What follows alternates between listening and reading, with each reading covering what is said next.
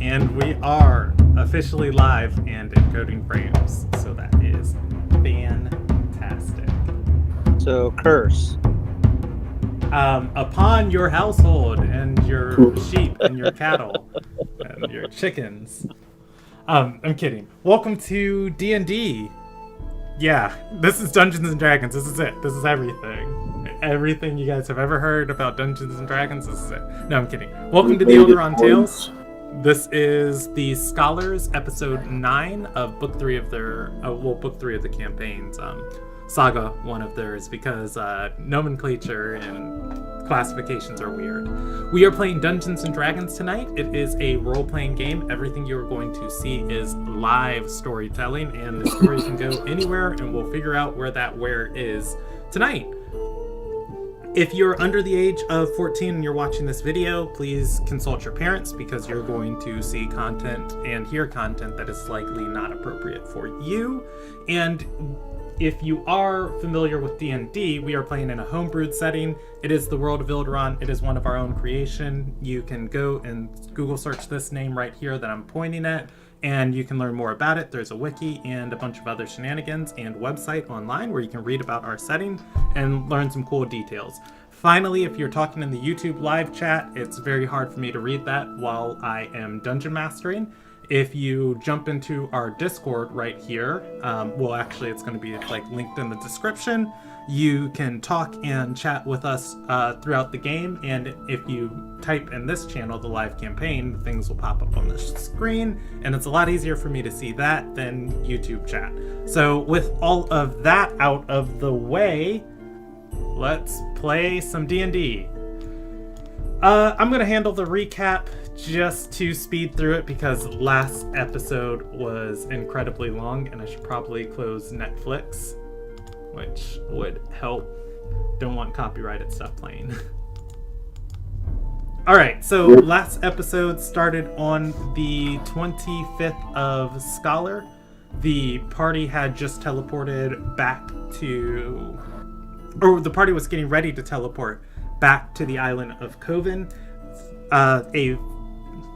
I don't know a word for a quattro of pirates, a quad of pirates. 4 pirates joined the party and were drinking with them outside of Beechwood Retreat, reveling in sharing stories.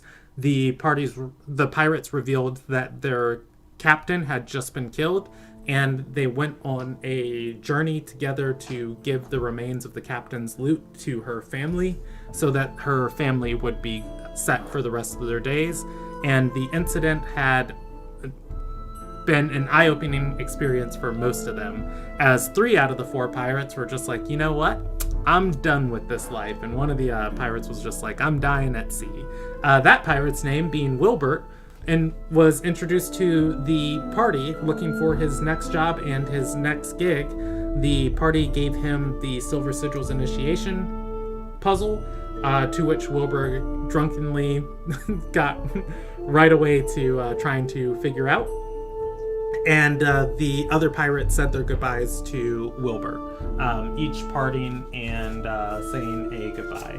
I'm not going to go through each of their goodbyes, but for the sake of anybody who needs it for their notes, there was the first mate Doff, deckhand Thav, and the swashbuckler Jackson.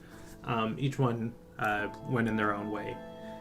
Moving from there, the party was then met by the contact that Zav had set up for them, the advisor of one of the advisors within Beechwood Retreat, who said the contact can teleport the party back to Coven. After talking to the contact, the party collected all their stuff, sold their horses, and all jumped through the portal heading back to the island of Coven. Arriving with Dean Doolin and Lazzy the Gnome and Wilbur... Lazzy the Slaver. Or not Lazzy the Slaver, Dean the Slaver, Lazzy the Gnoll, Wilbert the Pirate. You guys are an eclectic mix. Anyways, once you guys arrived back in Coven, you went straight to Anaralis's office and informed him that you had captured Dean Doolin, at which point, as he was reading your reports and questioning Dean Doolin about the things that he needed to ask her, Kyath informed him that a member of a Gindenfell circle was likely making their way to the shores of Coven to try and recruit members for their circle.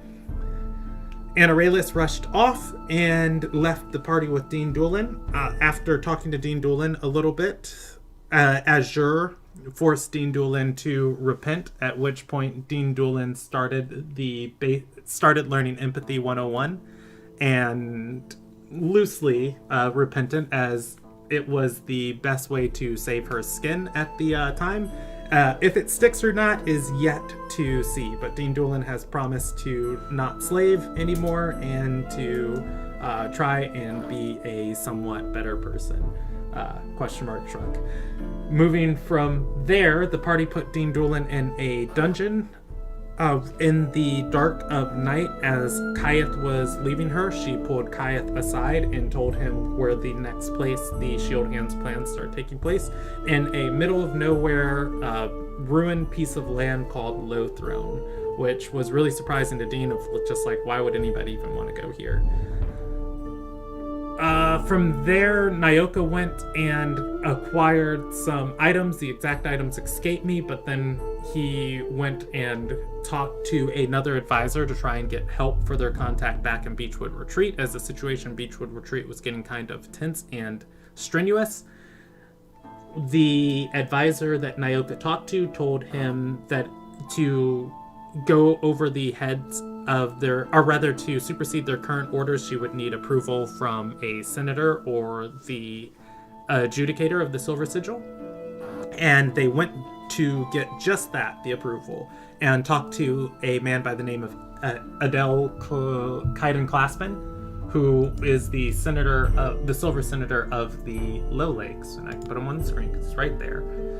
He informed Nyoka that he feels the situation in Beechwood Retreat is a ruse, as Beechwood Retreat is filled with some of the most wealthy, powerful people in the world, and toppling it is no easy feat with all of the capital and resources that they have. Nyoka continued to press until Adele gave in, and Adele told Nyoka that he would send Zav additional funding, but no more additional manpower. Nyoka left satisfied and reconvened with the party. The party slept Azure had a conversation with Dean, and I believe the result of that conversation was Azure walking away uncertain of if his morality lessons are sticking, but knowing that Dean has truly tried her best, albeit though her best might not be that much.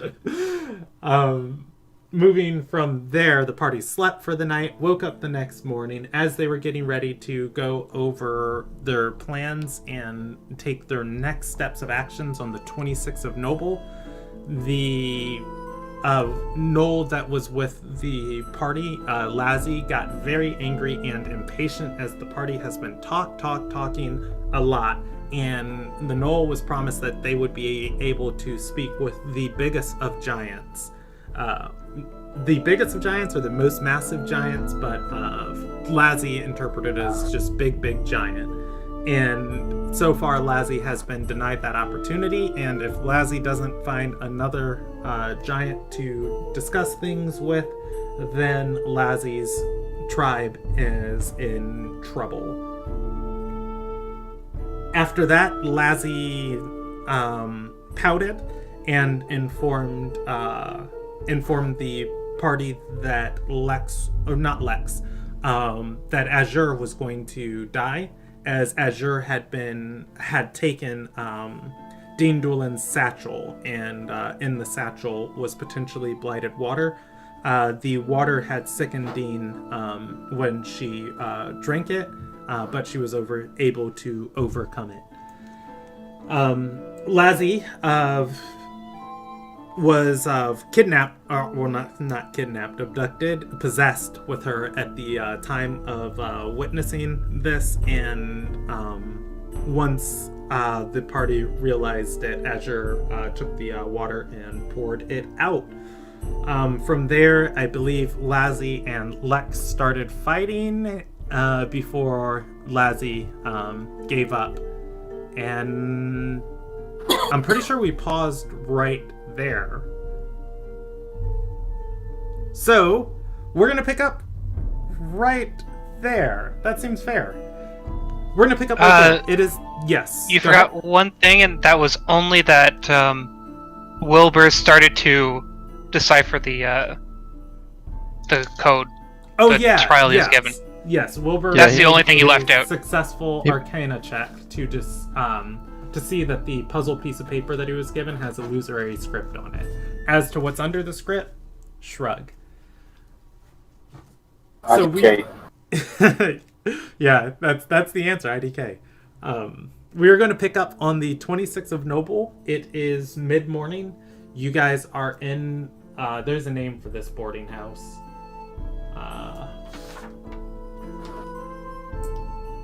I don't know what I named this boarding house. I think it's in my folder. Anyways, you're in the boarding house and on the island of Coven. I will get you the name in El Secondo. Lazzy is pouting in the corner, arms crossed, spear pressed against his chest and between his arms. He does not look happy about having to share his next hunt with Lex, especially if the means by which Lex won were questionable, as Lex did help Azure not die, even though Azure is dead. Things are weird. It's D&D. That's what we're doing. So the party is all together, and you guys are in the common room, or you were in the common area on the 3rd floor of the boarding house. What do you want to do? Kaith is pissed. He wants to cast Mage Armor and summon his familiar. And then he wants to cast Minor Illusion. And at max out volume, just yell at Lazzy. That's great. Enough! He won't be able to understand you. No, he can. He will. Nah, he's still got... Oh, he can, right? Yeah. He's got comprehend languages on him from Lex. Lex cast it with a wand. Then he'll use telepathy to hit Nyoka up and say, "Hey, use illusion, make me big Kaith." I'm gonna, Wow. I'm gonna do that. I'm gonna make Kaith like huge. Okay. Like Kaith is actually inside his foot of himself. I'm gonna say for you guys using these illusions in conjunction with each other, one of you just give me a performance check on how well you craft this illusion. Can I do Arcana instead? I'll allow it.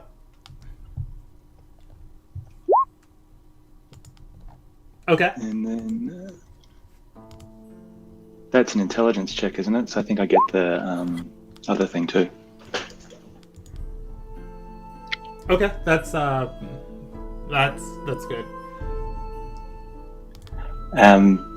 And so then I think Minor Illusion can max out quite large, or quite loud, like lion level or something. So it will just be like a roar of like, "Nail, dog!" Lazzy is going to look up at this, and I feel like at this point, Kaith is inside of this common room, like on like kneeled down, or not kneeled down, but like hunched over on the toes of his feet as his like knees are bent, and he's like squatted down so his head doesn't go through the ceiling. I'm assuming. Yeah. No. So Nyoka, because Nyoka knows who Lazzy's boss is, he kind of embellishes a little bit and makes Kyra just a little bit badder, a little bit meaner. Okay. Like he's a little bit bigger, a little bit taller, a little bit thicker. Roll me a persuasion. Roll me a persuasion or intimidation check, Kaya.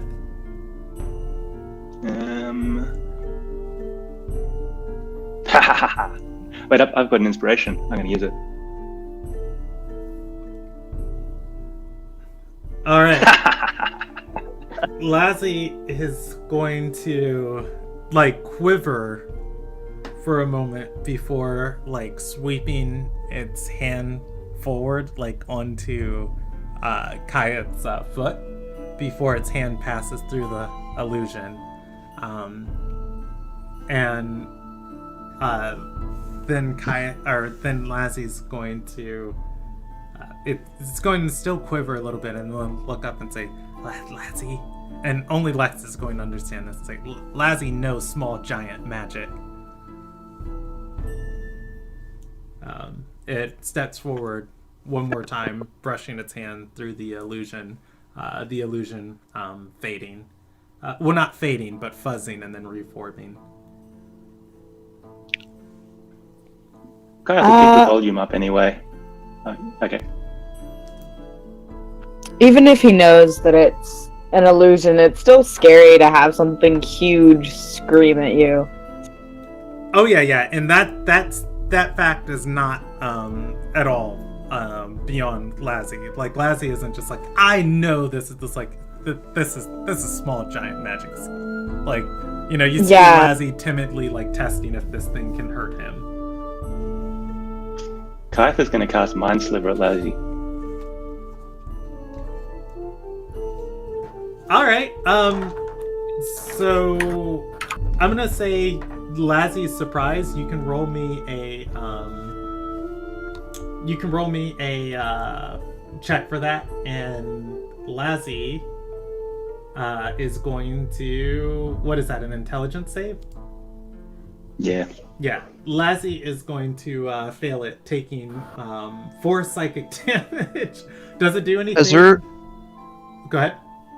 will rebuke the violent. Okay, and you'll take the damage instead? Or is that reflecting it? That causes him to take damage as well because he attacked the creature. Okay, so both Kayeth and Lassie are going to take the 4 psychic damage. At which point, Lassie is going to recoil and say, "Small giant magic!" As it holds its I head. said kneel. You probably have a hard time talking when your brain's hurting too, man. No, Just it's the saying that. illusion. Out of character, Can did Kaith know Azur did that, or is that just what the hell went on? I mean, I assume there's some visual cue to rebuke the violence. It's let a me check reaction. what it says. It is a reaction. I imagine, as Lassie's hurt by the mental magic, light would come off of Lassie and kind of reflect and strain Kayeth's senses. At which point, Lassie, who he's got a good little bit of HP left, Lassie is going to pick up his spear and run at the illusion. Lassie enters initiative. Ooh. All right, roll me initiative for Kayeth. Not I'm beating gonna- that. I'm gonna jump in as well. Yes, same. All right, you guys are not surprised. You can see Lassie recoil to the back wall, hand over his face, shake, and then start spear in hand, running on 2 legs, 4 legs, 2 legs, 4 legs as it jumps in the air and gets ready to attack the illusion. Let's go with this. Or maybe that's not good. Battle music. What is this? Crossing the chasm. Rob's just There we sitting go. there eating his breakfast. All right. Nyoka has 1 initiative. Lassie, spear in hand, is galloping towards. Yes. Kayeth gets a wisdom save? Sorry? Oh, against the rebuke the Okay. violent. Yes. Okay, go ahead. You can roll it. Yeah, because what? 4 HP, isn't that 1/4 of Kayeth's HP? It's most look of at it. that. Yeah. All right. Yeah, he's going to. Oh, I need pass that. against it. So, you are So going to... he'll take. Is it half damage? Half the damage. He took 2 damage. Okay. All right. Nyoka has 1 initiative. This It doesn't say that. Sorry, it doesn't say there's anything really evident that I did that. I don't. Yeah, I'm gonna roll that. There is brief flashes of light that sparkle off of Lazzy, but what is this? This is your rebuke the Channel Divinity, Rebuke the Violence, the bottom one. Okay, I'm looking on my at it character right sheet. now. Use your channel divinity to rebuke those. Action items. Yeah, I mean, I'm gonna say that there's going to be at least some sort of hand movement or something that goes with this that people can put 2 and 2 together with it. Sure, whatever. I'm not trying to hide it. All right, and okay, and so Nyoka, you have 1 initiative. Lazzy is dashing towards Kayeth's illusion. What do you do? I am going to charm person On Lazzy? on Lazzy. Okay, go ahead and do so. I believe your illusion is concentration, so that will cause the illusion to fade. Which is going to be like the top half of the giant disappears. I don't think charm person's concentration. Oh, it is I'm not not seeing- concentration. Yeah, that is true. Alright, Lazzy rolls a wisdom save. I'm not seeing the initiative table. I'm keeping up with it since it's Okay. a small fight and not all of the parties participating. Nyoka is at 21, Lazzy's at 19, Azure is at 7, and Kayeth is at 6. Alright, wisdom save for Lazzy. Lazzy, I believe, is going to fail that. What's your spell Fail. saving DC? I don't remember. Where would I find that, Brandon? It's going to be on the second page, or third page of your sheet, at the top of your sheet, and it will tell you what your save. It should be at like 13 this level. Let's see. Your Does it casting, say? yeah, it's going to be charisma, so it's going to be 12. Oh, thank you. Uh-huh. All right, so So, Lazzy fails. yay. And Lazzy is going to see you as a friendly creature. But I'm Lazzy's going- beef's not with Nyoka anyways. I'm going to tell Lazzy to halt, and that I will work it out.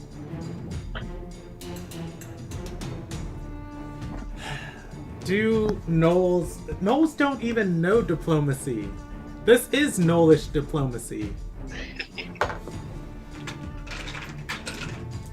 Yeah, but they do know to defer to leader.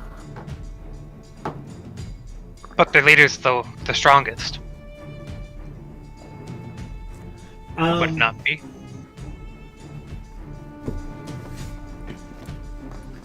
Let's see. Lazzy is going to say, Lazzy, no need you to fight for Lazzy. Lazzy, fight for Lazzy. And that is that's going to be your turn, but you can make a persuasion check on your turn. Okay, so Hold moving. What's up? So do a persuasion check. No.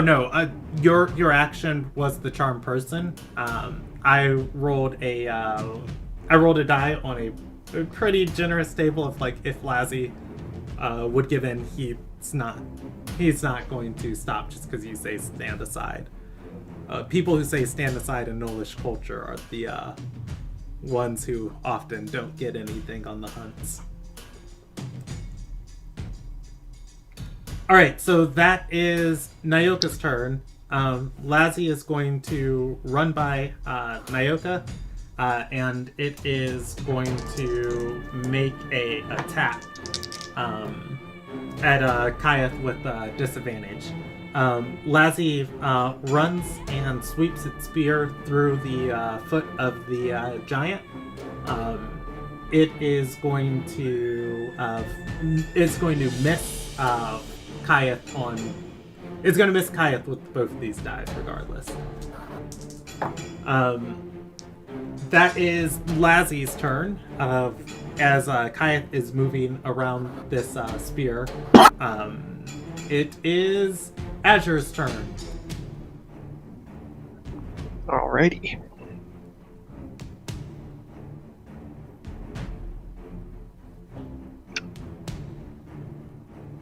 This is fun. Lex is just watching people fight again.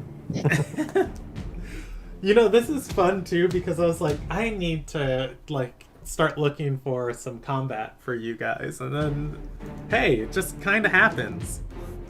Infighting. Wow.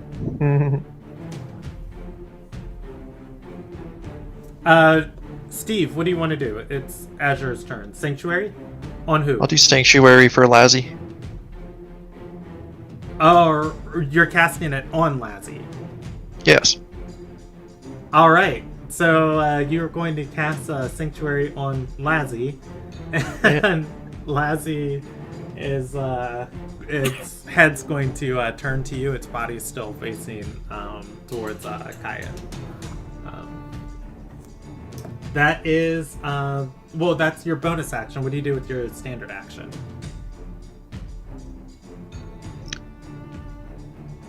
I will move physically between the two of them. Insert myself.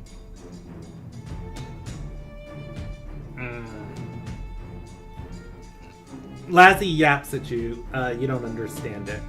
Well, actually, that'll be on its turn. Never mind.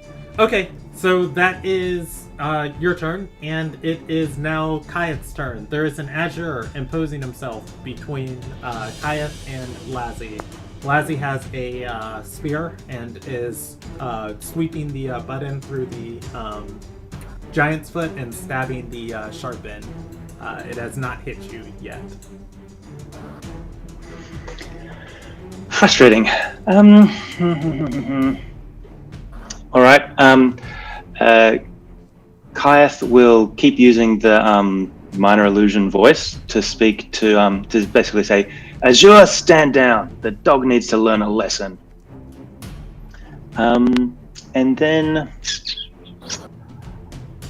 I'm just gonna cast Sleep at second level and drop it on Lazzy. All right. Roll me your sleep die. Do I need to do the wisdom save, or does it not count? No, sleep Does doesn't sleep have a count, save. It's sleep is if you let's see. The creature must. I was just thinking for the sanctuary. Yeah, you ward a creature until the spell. Sleep doesn't target. I believe sleep's on an area, and then it affects creatures in that area. No. 25.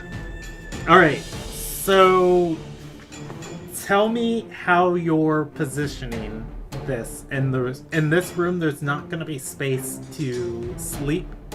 There's not going to be space to sleep this Lazzy without touching one of your other teammates. So I'll let you pick your poison. It's either on one side of the room, it's going to be Lex, Bram, Nyoka, or yourself, Azure, and then I'll say on the other side, Wilbur. And I'm nowhere to be seen. Okay. Oh yeah, you're in here. I'll roll you. Here we go. I'll roll you a D5 or D6 and ignore 6 on on my mind. I put this as a pentagon around Lazzy, so I'll just roll you wherever you land. So who was the first person I said? Bram. So yeah, you're next to Bram eating breakfast. Okay. So, is it just two groups, and I'm in one of the groups?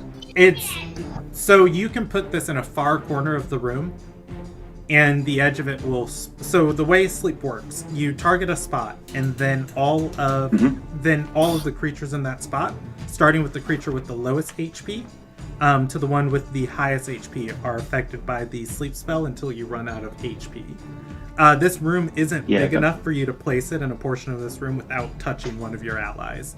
Rather than drawing a combat grid, I'm asking you which ally do you want to touch, if that makes sense. So if it's just one, then Azure.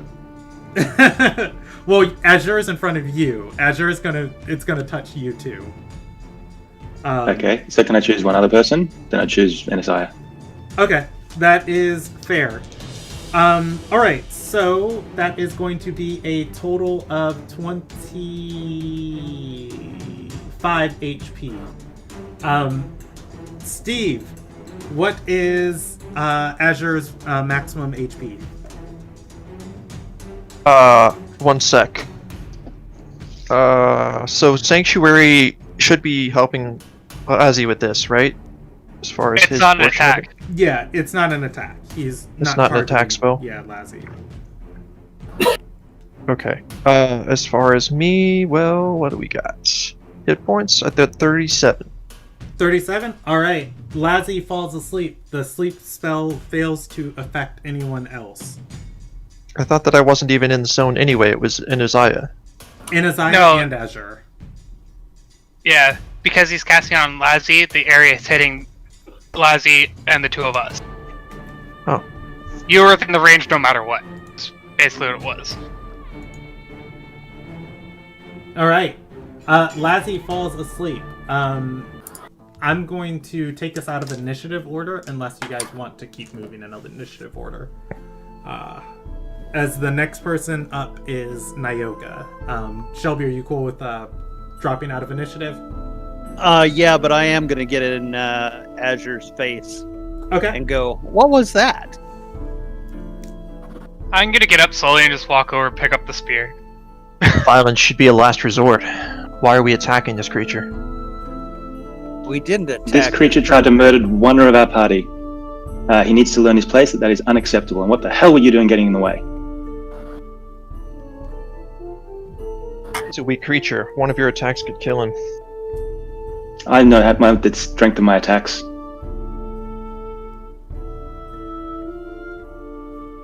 There's no way I would have killed him. He just needs to learn a lesson, and he only respects strength, and now you're just messing things up. You'll be awake in a second, so stand down.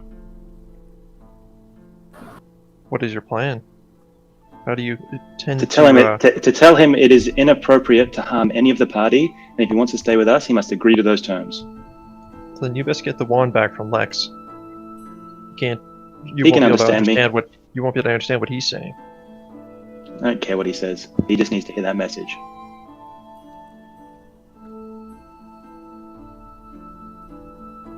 Lazzy Azure picks begins groaning on the Azure picks up ground. Lazzy's spear.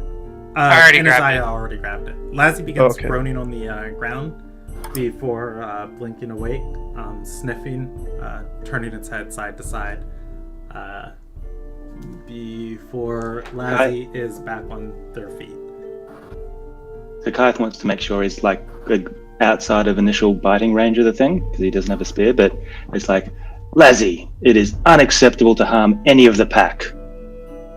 Do you want to test me?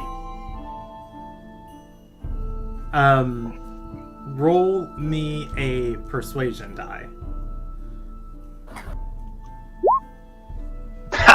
7 straight. Hey, I think you win something. I'm not completely sure, but that's oh no, you had a 6 before. I was going to say that's almost 3 7s in a row. Alright. At that, Lazzy is going to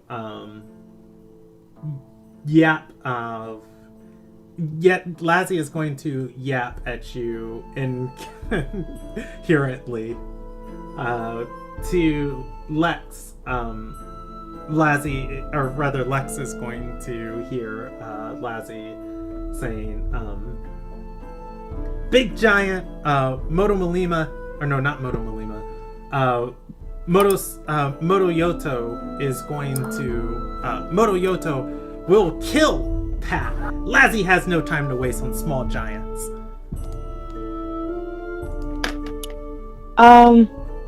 Well, Lazzy sure isn't convinced he still wants to go back to his master, I think it was.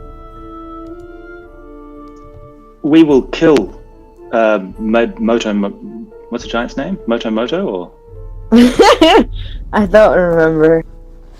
I am. And Nyoka says, Moto Yoto. Yeah, Kath, we will kill Moto Yoto. If you follow us, we will make sure your pack is safe, but you must not harm any of the pack. Do you understand?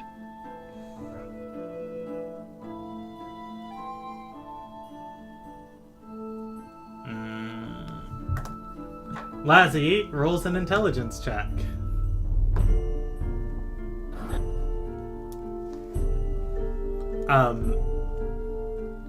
Lazzy again yaps incoherently at Kaya. To Lex, Lex is going to hear Lazzy say, "Small giant doesn't have spear. Small giants aren't going to kill big giant." If Lazzy accepts why big giant not dead, where's big giant head?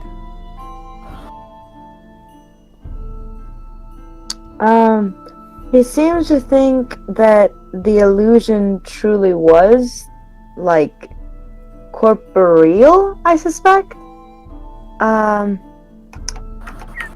You need to make a spear. You don't have any weapon on you, so Lazzy sees you I'm as done weak. with this. Nyoka, Lex, you've got a day to figure out getting this Null in line, or we're just ditching him. He's not coming with us unless you can make sure he won't harm any of the party, and he understands that. Clear? What just happened was completely unacceptable. Yes. You alright, Lex? Right. Oh yeah, I'm fine. Do you need any healing? I don't think so. Nyoka's gonna take the wand from... Oh yeah, I do. I need healing.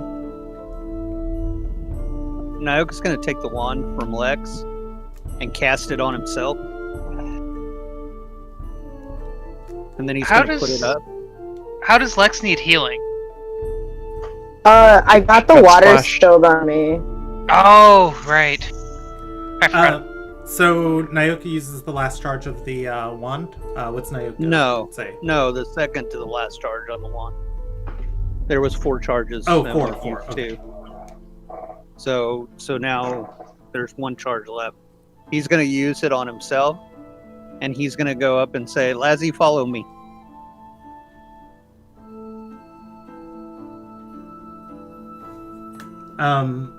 Lazzy, who regards you currently as a friend, is going to grumble and say, "Lizard man understand. None of you small giants understand." Lazzy is going to trot off behind Nyoka.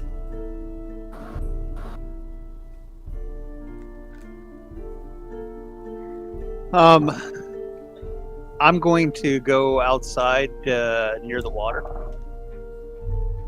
and I'm going to tell Lazzy, Nyoka understand, and I'm going to cast a picture of Moto Yoto. Okay. And I'm like, that be the big fire giant. He be very evil. And then I'm going to cast an illusion of how he enslaved the lizard people. That be my family. All my brothers. He enslaved us. Similar to what your Gnolls are. But Nyoka got away. And then he cast... and then I'm going to cast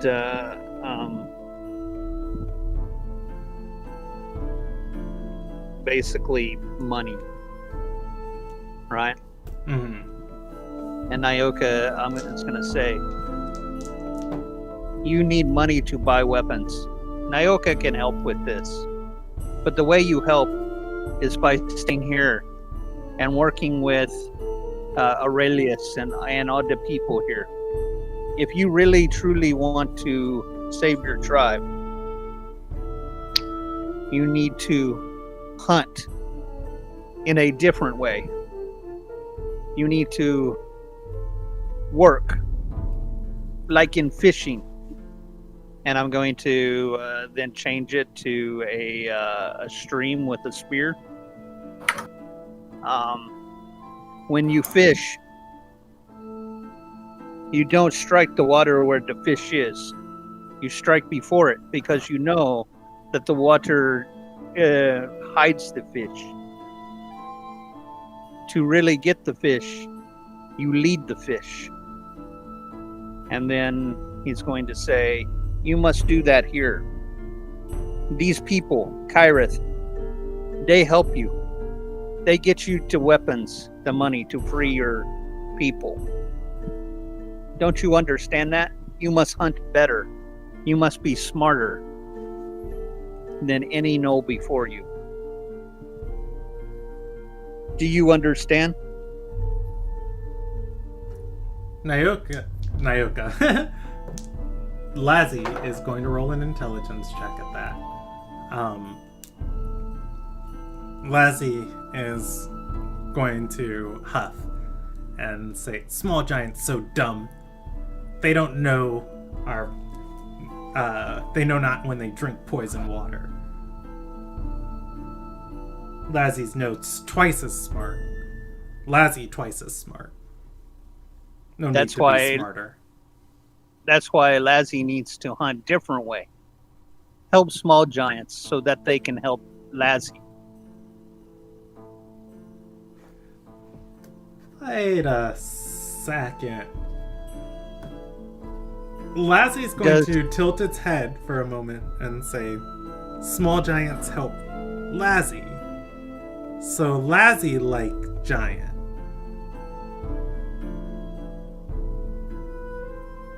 Oh no. Nyoka is going to agree to this because Nyoka has an end game.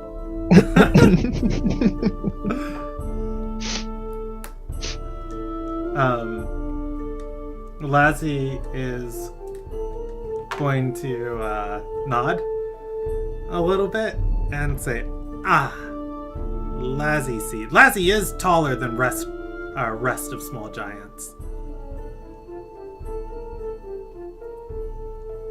How tall is Lazzy again? Gnolls are Nyo- very tall. They're like 7 feet hunched over. Oh, yeah. Nyoka is then going to say, Nyoka need Lazzy to stay here. Watch Aurelius. Help small giant in small matters, and he will help Lazzy.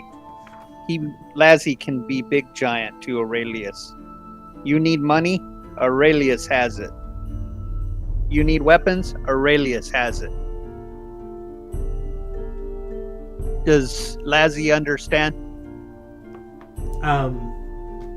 Lazzy is going to nod and say, Lazzy lead like big giant leads.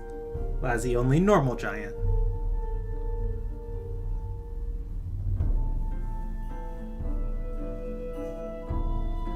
Say that again, Brandon. I didn't Lazzy's quite. going to lead like big giant leads. Although Lazzy's only a normal giant. Sound good. With that, Nyoka says, "Stay there, hunt fish. You can repay your debt to Lex." Lazzy is going to point to your illusion and say, "Make Lazzy spear," as it puts its hand out. He doesn't have a spear. Yeah, no, it's asking Nyoka to make him. Oh, okay. You know what? Nyoka just reaches in to his bag of holding and pulls out a stick and with like 4 sharp swips of his knife, and then hands Lazzy a very shitty spear. You know what? It's probably not gonna phase Lazzy as Lazzy turns it, reverses it in its grip, stabs it down through the air several times, and tosses it, catching it, and he's going to start lumbering behind Nyoka again. With that, Nyoka goes back inside and says, Lazzy, again, go hunt in river. If Now? you can. Yes, for a bit. Nyoka Alright. will be back. Lazzy's going north of town, and he's gonna go hunt. Or will he survive? Oh, he's got to share his hunt with Lex. Deals with that. With that, Nyoka goes back and and then tells Kirith, and he points to his head.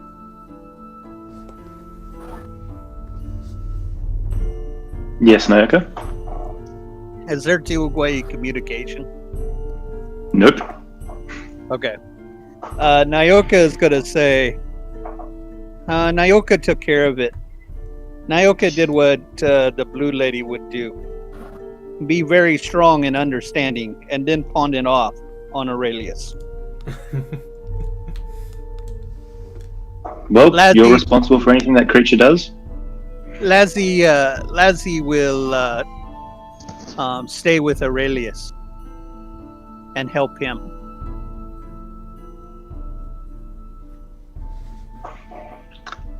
You're cool, Nyoka.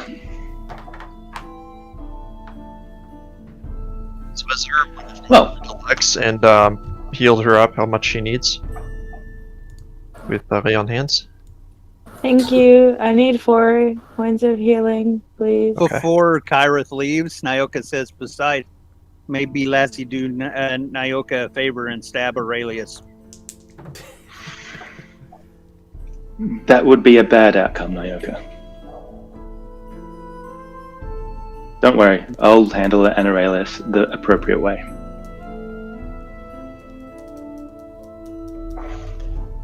Well, now that unpleasantness is behind us, Alex, if I could have a private word, and my intention for today is to go and talk to our superiors and see if I can figure out what our next step should be. I'm also going to give the spear to Brom, going, you could probably keep this safer than I can. Why would I want it? I didn't say you want it, I just don't want Noel to have it right now.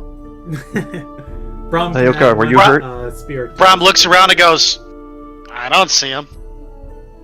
I know. It'll be harder for him to take it off you than me, though. I don't know. You got that cool little thing that you do with the fire thing. It's true. But you have the strength to hold him off. I'm weak as shit. I don't have any strength. You know? Beef. Oh, damn. No. I thought you did. No, I probably have less strength than you.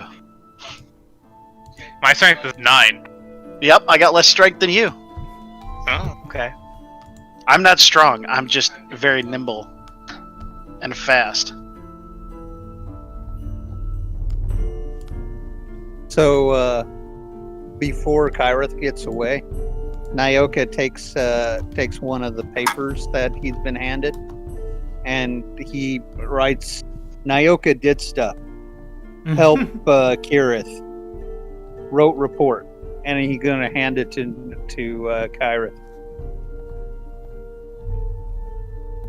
All as right. he's walking away. Thank you, Nyoka. Kayeth and Lex have a moment to talk to each other. Lex, how are you doing? Pretty good considering I just got death water poured on me. Well, fortunately, one of your party didn't turn your own magic against you in a spit of insubordination. But, I guess both of our days could be going better. I have a message for you. while we were in town on the last trip, we met up with Alexa Calavera.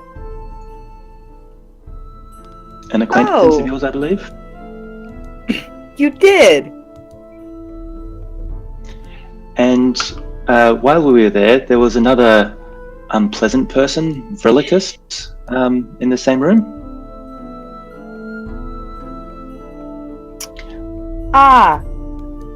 Yeah. So I think they would. were talking about you. They didn't mention you by name, but it seems that Vrilicus is looking for you, and I thought you should know that. He probably is. He probably has been. That's not a good thing, but at least we got out of there in time. Yes.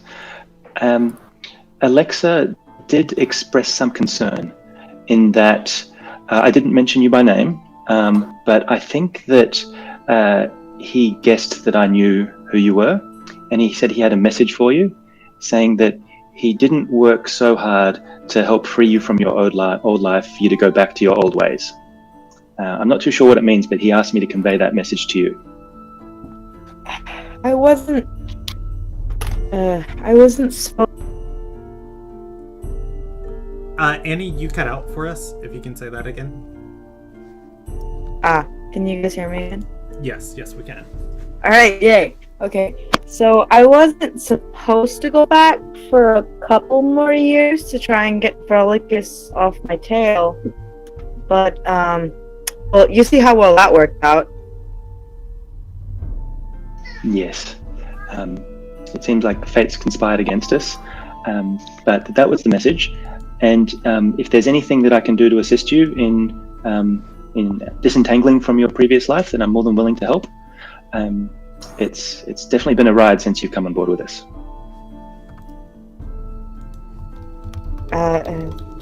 Thank you. I'll keep that in mind. Just out of curiosity, do you have any, I guess, reflections or learnings from the last trip we had together? We got kidnapped and whatnot? Make sure I can run faster. That's one plan you could make. I was going to make a suggestion of maybe don't do things alone. Maybe take someone else whenever you're going to do something. Might be just a good way to stay safe. Yeah, that's another one. But overall, I think you're doing very well for the Silver Sigil, and I'm very grateful to have you on board. But one piece of feedback is that when you were sharing your story, you said you sold your services to the thieves for 1 gold piece for a day's worth of work. Is that correct? Well, yeah, we weren't really doing any progress, and I was just kind of going out for a walk, so I thought I might as well spend my day doing something productive. I think that's a wonderful initiative, but 1 gold piece, you are worth so much more than that. If you're ever going to, sell your services to criminals, then at least 50 gold, maybe even 100. You're much more valuable, and just that was one. Maybe you're not too familiar with the gold or whatnot. Yeah, I'll try to get a little bit more for my worth next time. Okay. Do you have any, I guess, feedback for my leadership style with the group? I'm still new to this leading thing, and I'm trying to do the best I can.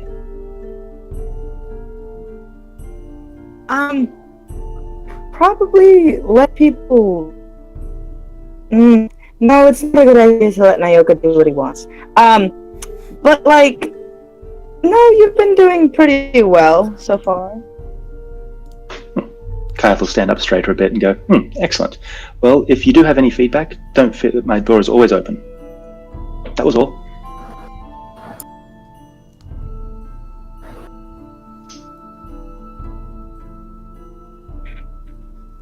Alright, inside. Alright. The party is able to gather back together, still inside this boarding house. The name of it, by the way, is the Tired Breeze. I looked it up. what? Where do you guys want to go? What do you guys want to do from here? I can give you guys some like reminders or suggestions if you want. I'm Well- gonna check Naoka over to see if he was hurt too. Yeah. Now, Naoka just tells you he's still sniffing. Yeah, I was gonna say I'll just. Roll. Wait, I got healed, right? Yes, you did. 5 Yes. HP. Right. Well, Or 4, I guess it was. Or 4. Right? Yep.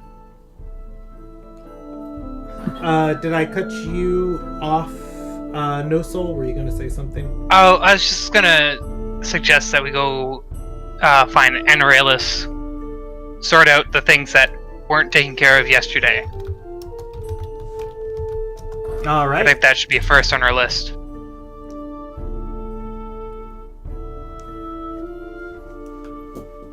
I'm happy with that. So we did get sleep and all our spells back and all that? Yeah. Okay. Except the one I spent. Naoka's going to pull Azure aside.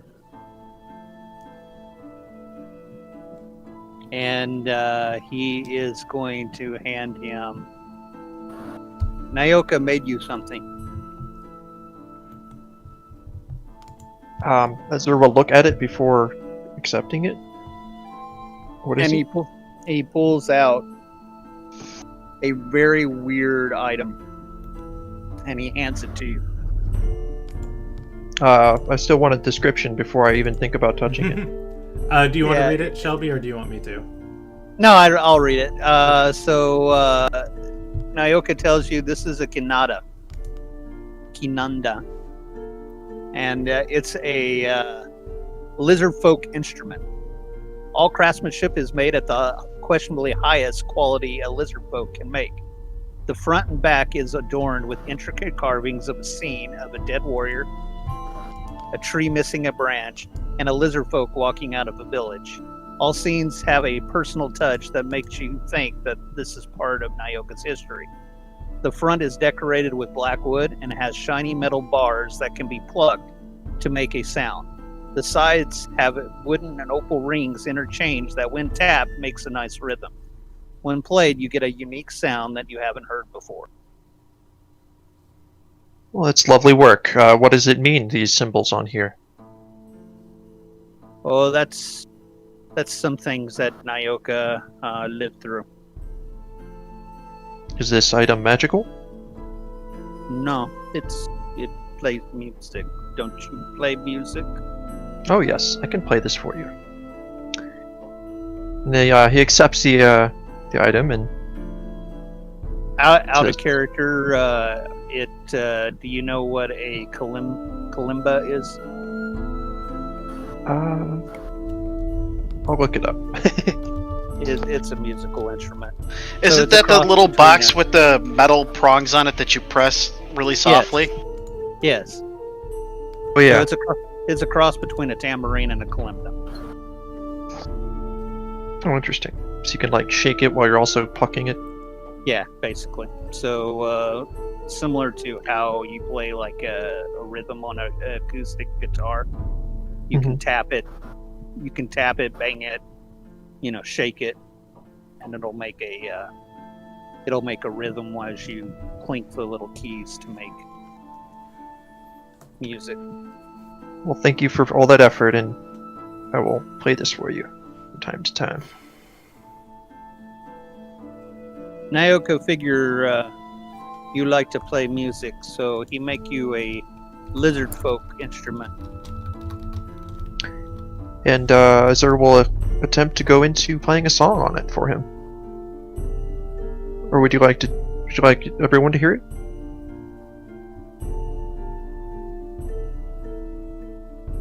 Should we go back inside first, or shall I play it for you here? Sure. Sure to which? Whichever you want. Naoka don't care. Naoka feels like you will get use out of this. And Steve, I'm sending you the description. Great. So you'll have it. Thank you, Nayoka. So, performance check? Go for it. Alright.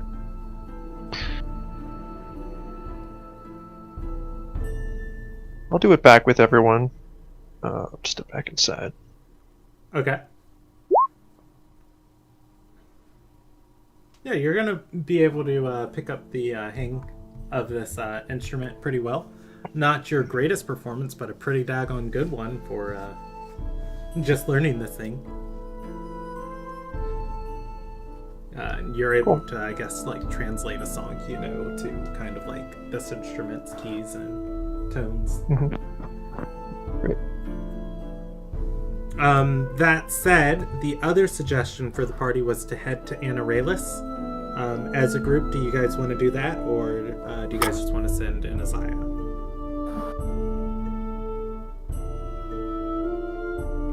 Well, the whole group has business with them still. Yeah. We still need. Yeah, Kai definitely wants to go. All right, to Anarelis.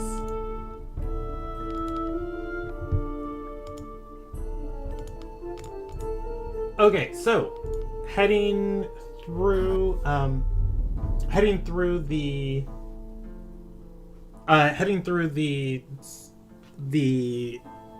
heading outside back to the Galena Mave, through the inner quarters of it, through the Academy of Insight, you are able to find Anarelis and his office. As you come to his office, Anarelis is humming, tapping something on his desk, moving around papers, moving things from one side to another. And he's just got like this little pep in his step. He's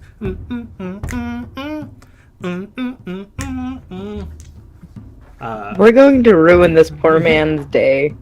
before he comes in and sees you guys. Who's the first one to step in? I don't know. Did you say Anaziah? I said I don't know. I'll roll you. Probably guys a our D8. leader. I will. All right, so Nyoka steps in. Anarelis is going to, not missing a beat, grab Nyoka's hand and twirl him as if he was ballroom dancing. Nyoka is going to holding- give him a hug and then pat him down and see if he can pick his pocket. All right, so he twirls you. You come back in and hug him. He is holding a cup. He kind of like raises it up a little bit of just like, oh, as you get frisky. Roll me a sleight of hand check. All right, here's the question. Does he have anything on him that's important? Nyoka is going to grab his... it's going to nab a set of notes off of Anarelis. They are by and large unimportant. They're his grocery lists and lyrics to a song he's writing. But otherwise, he doesn't notice you swipe them out of his pockets as he pushes you back for a second and says, oh, that's not part of the dance. Hey, everybody. It's great to see you this morning. Having a good day, sir? He's going to nod and say, you know, we have a chance to make some real moves around here at Kayeth. Real moves! As he kind of taps a few times and then gestures his hand forward to you. Says, I was thinking, you know, I got real scared when you told me about that Gindenthel lady that was coming upon our shores. And Yes. We noticed you ran out of the room. rightly terrified. And I was saying, what do they want here? What are they doing? They're infiltrating us. And then I thought, you know what? To beat your enemy, you gotta think like your enemy. If they're gonna infiltrate us secretly, we can infiltrate them secretly. Yes. Well, that's about all I can say, but I've got some of my best, my second best people. He points and says, meeting them at the docks, and well, we'll see what information that provides. So this Dean, sure we can smooth this situation over. Catch me up. What did I miss with her yesterday? Well, you missed interrogating her pretty much. We've interrogated her already, as is in the reports, which should be in the reports you were handed yesterday. But we figured we'd bring her in just in case, so you could, if you had any additional questions. So you didn't miss much. After you left, we brought her down to the dungeons. Anorelus is going to say, yes, that reminds me. He's going to put his cup down on his desk as he goes to a as he goes to a small hand chest on his back shelf. And he's going to say, hands up, coming in hot. Anorelus tosses a bag at Azure, a small bag at Inaziah, a small bag at Lex. Lex's flies astray. Lex can try and catch it with a dexterity saving throw. Lex gives up and just watches it fly by. A bag at Nyoka, and a bag at Kaya.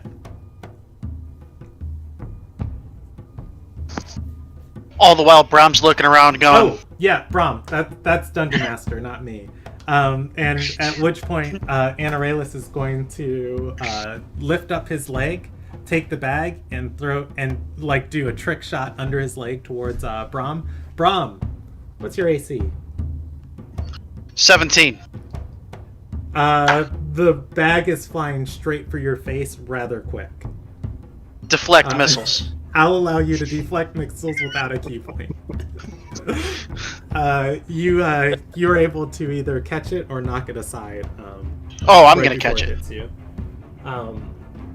Inside of the bag, everybody feels something. Feels a little bit of a jingle and a small bit of a crunch. Looking inside of each bag, there is a small gemstone and a handful of coins. And Anorelus is going to say, for doing so well. Inside of Kayeth, there are 2 gemstones and a handful of coins. Lex is gonna walk over and get her bag, or get their bag that fell. Okay. Same thing for Lex, a gemstone and some coins. All in all, it is about 40. Well, no, it's not going to be 42 coins in there. I'm going to say, and I'm going to cut that in half. Actually, I'm going to say there are about 22 or 21 coins in here, and the small gemstone. At which point, he's going to speak up and say, "Oh, by the way, when I was filling out the order for the quartermaster last night, Freydinea really laid into me. You guys know what's going on with her?" She yelled at me about not proceeding the proper channels to pay and get you guys equipment, but I mean, all my forms are signed and filled out, and every T is dashed and I is dotted. That's the way it's supposed to be, right? Yeah. I didn't see the I haven't quartermaster seen master yesterday. I haven't. Haven't done anything. I paid for my services in coin. Yes. About that, Anorelus, it looks like there was some confusion about the plate mail from Dean Dorlan, in that it was taken to the quartermaster and Azure bought it off her, but surely that's ours due to, the rights of salvage of capturing her.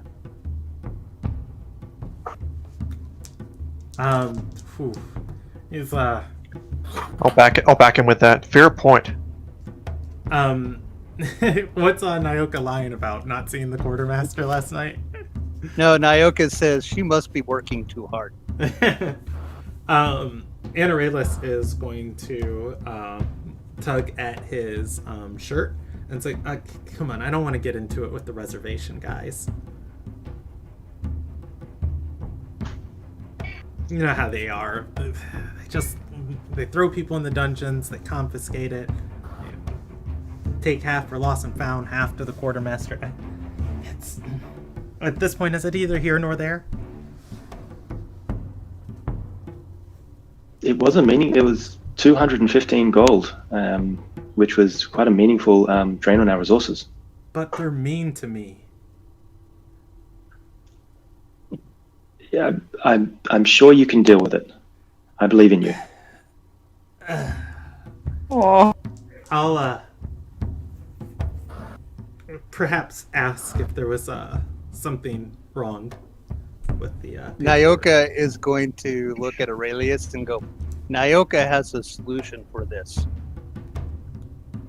Nyoka was telling my friend Lazzy that you needed help. Lazzy has volunteered to help Aurelius.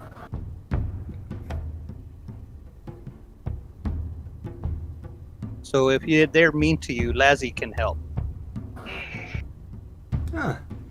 It's kind of brighten up and say, "Oh, that's nice." Although Lazzy is uninitiated, can he be trusted? I don't think people can understand him, so yes. He's going to say, "Okay, well, I do have a an arcanist who focuses on mind magic standing by. Was planning on having his memory wiped whenever his usefulness was outlived, but suppose I can find some uses for him around here." I think having Lazzy at your side will help stop people being mean to you. And Aurelius is going to nod and say, "So, I don't have any big jobs left on my list that are capable of your skill level." May I point something out? He nods, turns and looks at you. So, Dean Doolin had in her possession water that was of necrotic tainted variety, and we suspect that it may have come from the bogs that we passed through on our earlier mission. We saw someone there tainting waters. This could be a very big issue for the entire populace and surrounding areas. He's going to nod and say, "Yes, I've requested a duelist, or an arcanist skilled in battle magic, one that could perhaps go into such a place and root out whoever has made that place their home, as of the report that you sent me from the figure you saw in the bog." It wasn't just a figure, there were also gargoyles, and so we assumed certain kinds of sea hags or something. He's going to nod and say, "Yes, and Judicator Andis, or Judicator Andis told me that was my next task, to have that bog cleaned up. Although I fear it's unrelated to the current things that interest your group."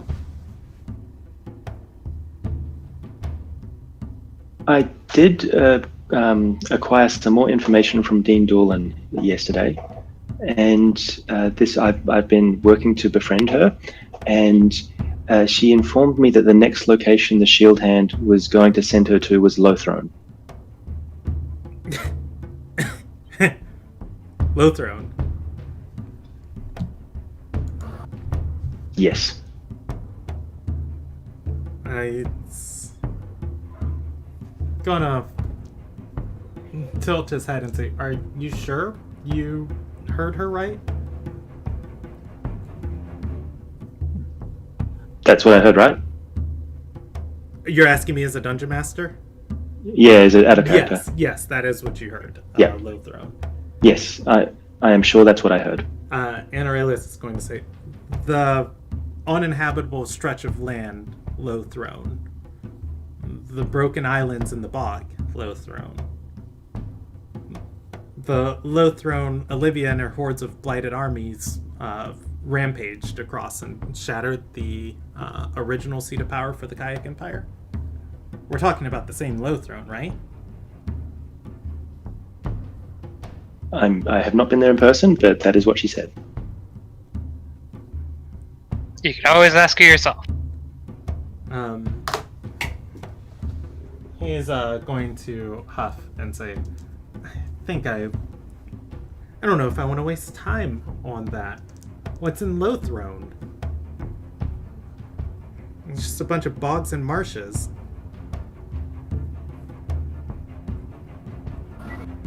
I am just passing on the information. As our advisor, it is your decision to make. I wouldn't recommend ignoring it. I mean, look at the role that it played in the previous war. Go ahead. Nakaif will just wait. Furthermore, this so-called Blue Lady has, what is it? The Bride of Murder has tried to go there and failed in certain actions recently. Yes, you're talking about one of the members of the Crown, Princess Darbahari. That's right. So it seems to be a hotspot. Yeah, he's going to nod and say, there are a large group of Warforged living there. They might be the only ones able to call that home, or that land home. The water is nearly acidic. The land, the plants, almost toxic. The wildlife, non-existent. Trying to inhabit that place would require supply caravans, food being imported from halfway across the continent, filtration systems that don't even, to my knowledge, exist yet for clean water. There must be some natural or magical resource that they wanted to harvest there, or they wouldn't be trying to send more slaves there.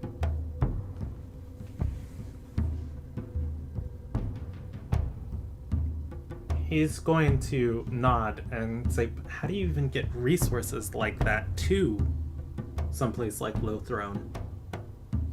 You did read the reports about the flying ships, correct? Anorellis is going to, put it together and say, is that what she's using them for? We're not sure, but we do know she is assembling them. And we're better to put a whole bunch of resources in somewhere that no one would look. Especially if there's a whole bunch of Warforged who might be able to be recruited. And on that same note, we did acquire some opals that were stolen from a ship we believe was transporting things to the Shield Hand. So we do believe we know what the opals are for now. Acquired at great expense, I might add. Anorellis is going to nod and say, well, screw that bog to the south. That seems much more important. I'll see what I can do to get my assignment changed to it. But, it seems that you all have an interesting opportunity in front of you. You can either scout out the lands of scout out the lands of Lothrone, or you can go with the assignment Adjudicator Andis was planning for you. What is that? Which one? Anorellis is going to pick up his cup, take a drink, and say, oh, you don't remember? He said if you guys could prove yourselves to him, he'd choose you as the crew to infiltrate the city of Kraylor's Fist. Perhaps a chance to confront the Shield Hand herself. I think you are well beyond capable. As do I. I believe maybe we will discuss as a group and get back to you while you gain some more information. Anorellis is going to nod and say, well, I'm not going to get any more information until I get some agents on the matter. In any case, well done, Agent Delson. Well done. Thank you, sir. Brom just slowly claps. Anorellis pulls out another bag and beams it at your face. I'm kidding. Anorellis, as far as Dean Doolin's concerned, is there some program we can put her in to help teach her some morals and other concepts that don't exist in this region? She doesn't seem to comprehend. Die of the night. Anorellis is going to say, you know what? I suggested we create something like that, and the other advisors laughed at me. They laughed. They thought I was joking. Would you like me to go with you up to your supervisors now and help convince them?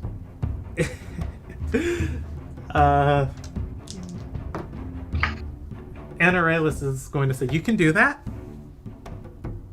I can. I might need some rest first, like maybe tomorrow would be better. He's going to... Though... Go ahead. I would like to have...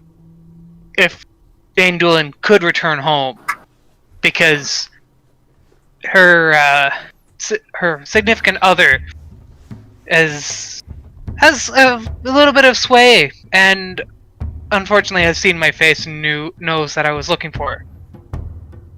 So when she doesn't show up and is several days late, you might assume I had something to do with it. Anorellis is going to shrug and say, what other business do you have in Beechwood Retreat? Anyways, I don't know, but I don't know how far his reach is. Do not let fear err your soul. She will see her re-education. Hey, I just prefer not to ruffle feathers unnecessarily.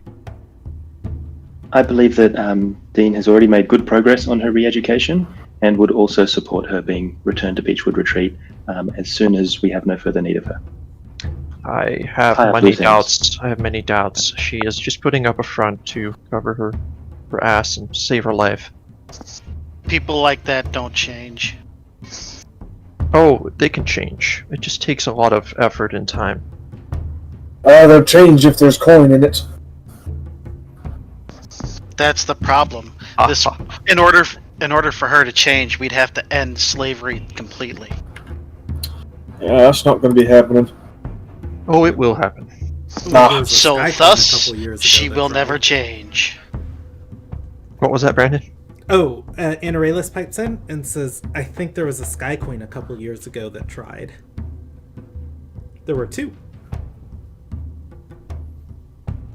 Oh. Azur will take note of their names. Nyoka says you should recruit her. She's pretty sharp. Not bad in a fight. She would probably do the sigil some good. There'd be some uses for another crafty spy and Beechwood Retreat. They need help. If Azure asks Anorellis what their names was, he's going to respond with Sky Queen Sarai, Risen of Grace, and then Sky Queen Loharan, Risen of Elegance. And those are spelled Loharan? Sarai and Loharan of Elegance. I put them in the Roll20 chat for you. Thank you.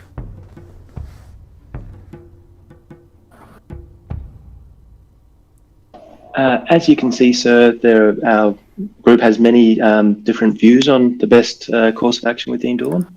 Hopefully you can use all those views to make the best decision that you can. And I believe we should stay focused on our task of the shield hand. Brom just reaches on his bag and hands Aurelius his rope. Says this is probably the best course of action. You hand it to Aurelius. Yeah. A rope?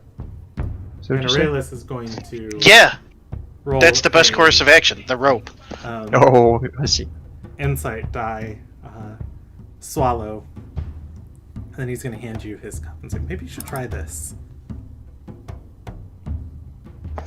What did he hand me? He hands you Is it a, like alcohol? It is a cup of... Let's see. It is a cup of a brown liquid with lots of foam in it and a stick of cinnamon sticking out of it. If Bram's... Oh, go ahead. Gonna reach over and take the stick and put it in his smell pouch. Yeah, the drink smells good. If Yeah, does Brom will drink it. Taste like lime, and suddenly, Brom, you are bursting with energy. Okay. You almost feel like singing. Like singing? Yes. Oh, you don't want me to sing. I promise you, you do not want me to sing. Do it. No, you don't have to sing. I was just saying, Brom feels like Brom is drinking essentially espresso. Well, currently I'm drinking a pear Red Bull, but okay. Well, yeah, you know exactly how Brom feels. Oh yeah, Dude, I wish those worked on me. me too. That I drink it for the flavor. So maybe we will go and discuss as a group about which mission we feel is most suitable for our expertise, and talk to you for next steps. Is that correct? Aurelius will nod and say, well, if I get to be your advisor again, that sounds wonderful. If not, we can speak as friends. He'll hold up the rope and then try to drink it and chuckle, as it is not his drink. Are you saying your position is changing? He's going to say, well, currently our business together, or with each other, is concluded. So who are we to report to next? He's going to say, well, if I can get my mission changed, then me. If not, the adjudicator, whenever you're able to prove yourself to him. Didn't we just do that? He's going to nod and say, by my standards, yes, you did. I'll make sure well that he knows. So if we're reporting directly to the... do next. Sounds like we're reporting directly to the adjudicator now. Potentially, Okay. for now. Anyway, we'll go determine what our next course of action should be. Good luck. Yes, let's. Aurelius. All right. Aurelius is going to nod again, holding up the rope. This time he doesn't accidentally try to drink it. Kyath will. It's been a pleasure, sir. May you find your rightful place in the hierarchy. And he'll say, ho ho! Yes, and may the four guide your steps.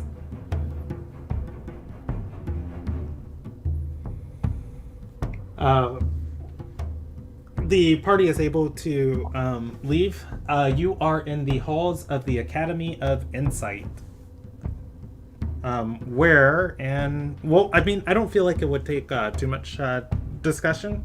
If you guys, wanted to, you could, talk right now about the two options in front of you. To Low Throne or to the Fist.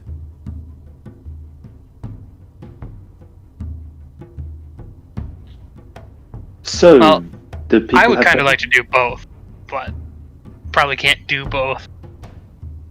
You can do both. Well, let me tell you how Right. to play D&D.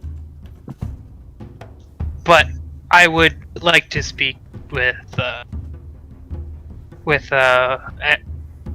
Aurelius, what's his name? The Judicator. Okay. On this- Beforehand to discuss delaying infiltrating for a moment and to finish our current mission and the information we've gathered about the lowlands.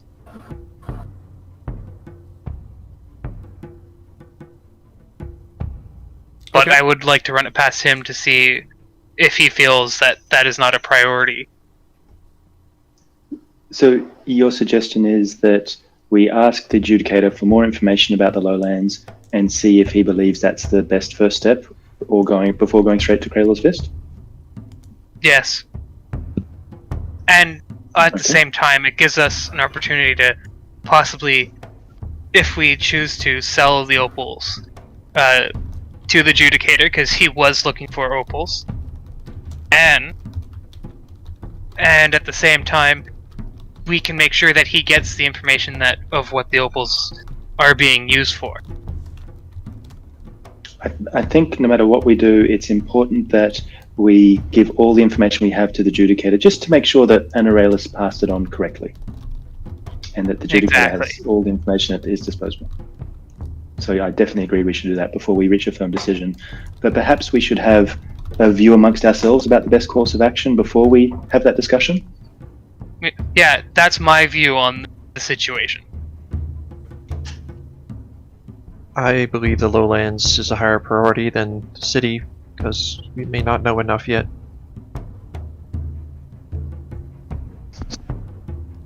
I like Does going to anyone the feel like they- lowlands.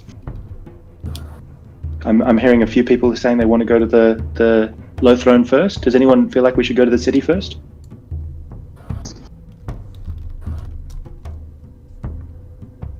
Very well. I suggest that we go to the adjudicator and say that we give him all the information we have, and then suggest that we go to the Low Throne to gather more information before walking blindly into Kraylor's Fist.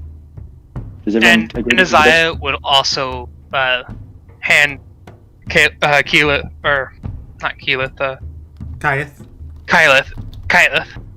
10 gold for the party funds. Contribution to the party fund. Thank you, Anasiah. How much was in the bag? How much was in the bag? Yes, you can 21 put- and a gem. Yeah, you can 21 put gold? 71 gold on your character sheet, but the way it was split up, 21 gold was in coins, and you had one gemstone worth 50 gold, just for weight purposes. So you actually just put 21 GP and then add to your inventory a gemstone worth 50 gold, and its weight's negligible. I am being very conscious of people with 8 strength. Kaya, Brahm. Naoka carries all my money and spend all yeah. the letters will spend it. Kaya had 2. What about the people with gemstones, 9 by the strength? way. Copy that. And so just to give everyone an update on our party funds, we currently have 285 gold and 1 silver in the funds.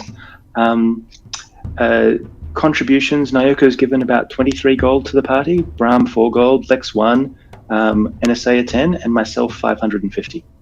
And Azua has spent 215, and as a party we've spent about 138 gold and 2 silver, putting the ledger away.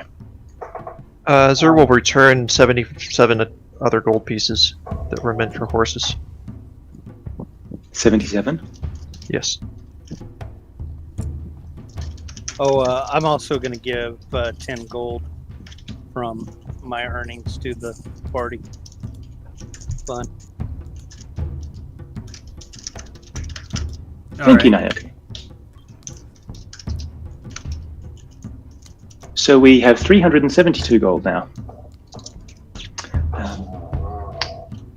And so, given that this organization seems to be very lackluster in providing provisions that we need for our missions, perhaps we can look at what equipment we need.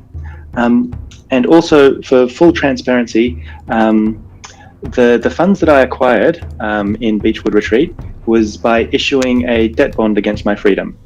I did this because I saw no other option, and so I currently need to pay back between 4,800, 5,600 gold in the next 3 months, or be sold into slavery.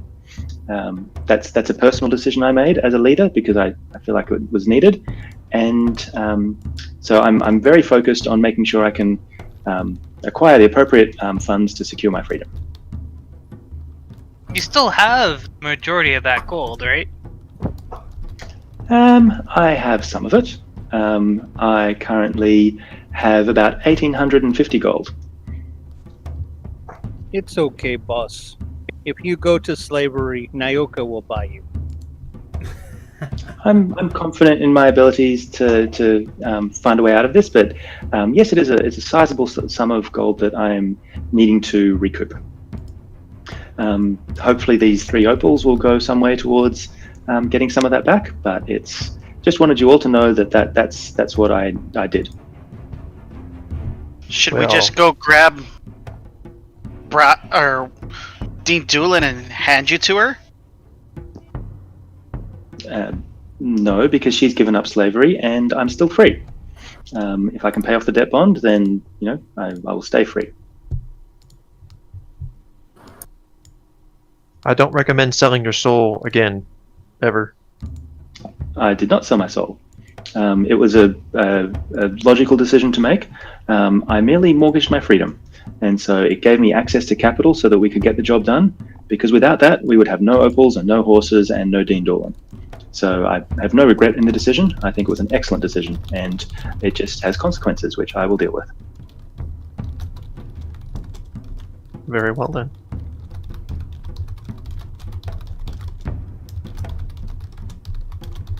Any other matters people would like to discuss before we go and try and hunt down Justica Ondus?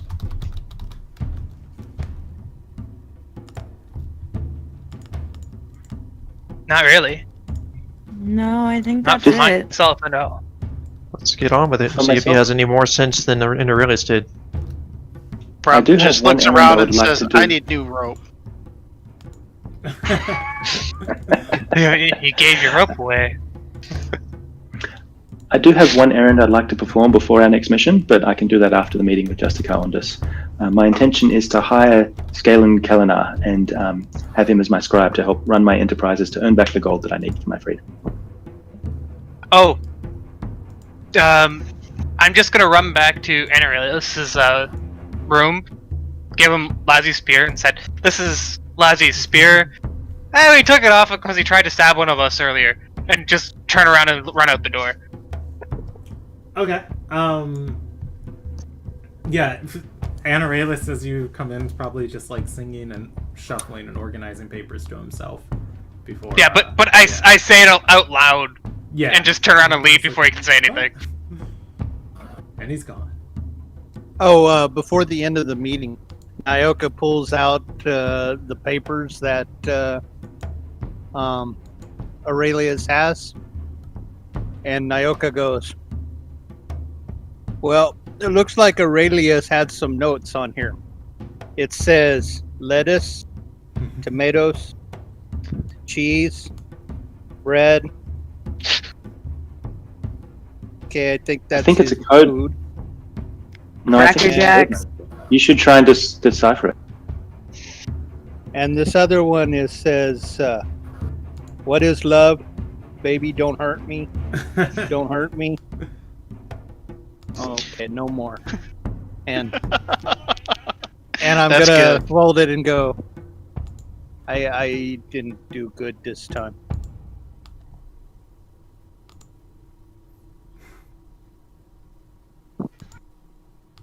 Should we go and try and book an appointment with the Justica?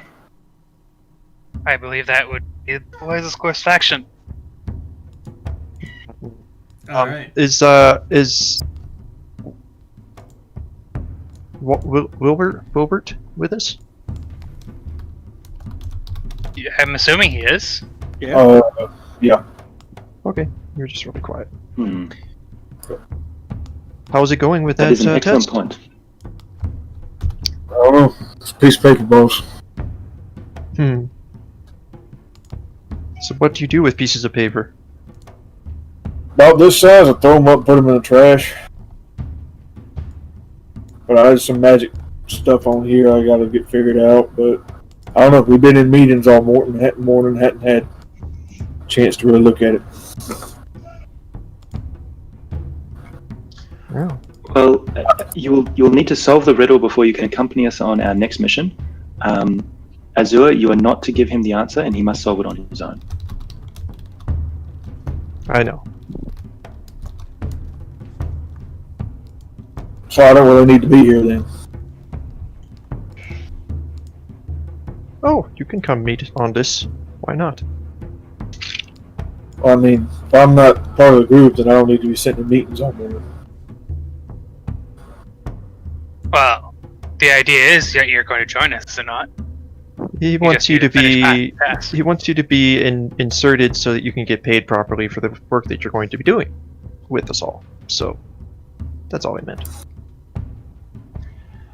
Kaith is going to shake his head and then telepathically speak to Nyoka.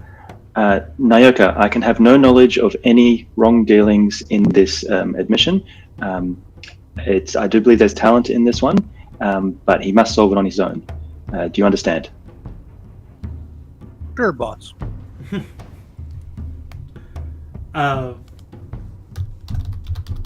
In any case, if Wilbert doesn't solve it, he can always have his mind erased. Never put that past the Silver Sigil for scrambling brains. It's like their MO.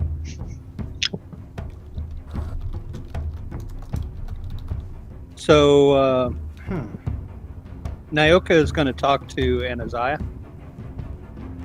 And he's going to say, Friend Anaziah, I have a question. You understand being a priest of the land, you understand religious stuff. What does the A little number bit. 4 have anything to do with guidance? And how can the number 4 guide my steps?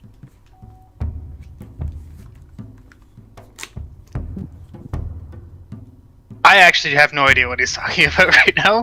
Do I overhear Would this? Anaziah know? Yeah, he wasn't keeping it super quiet. He just directing it at Anaziah.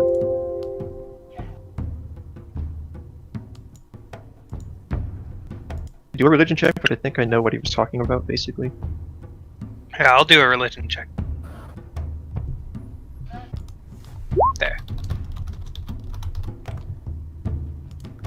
17. The Four Ascended is a very popular religion among Sarai, which are, humans and human-like people in the world.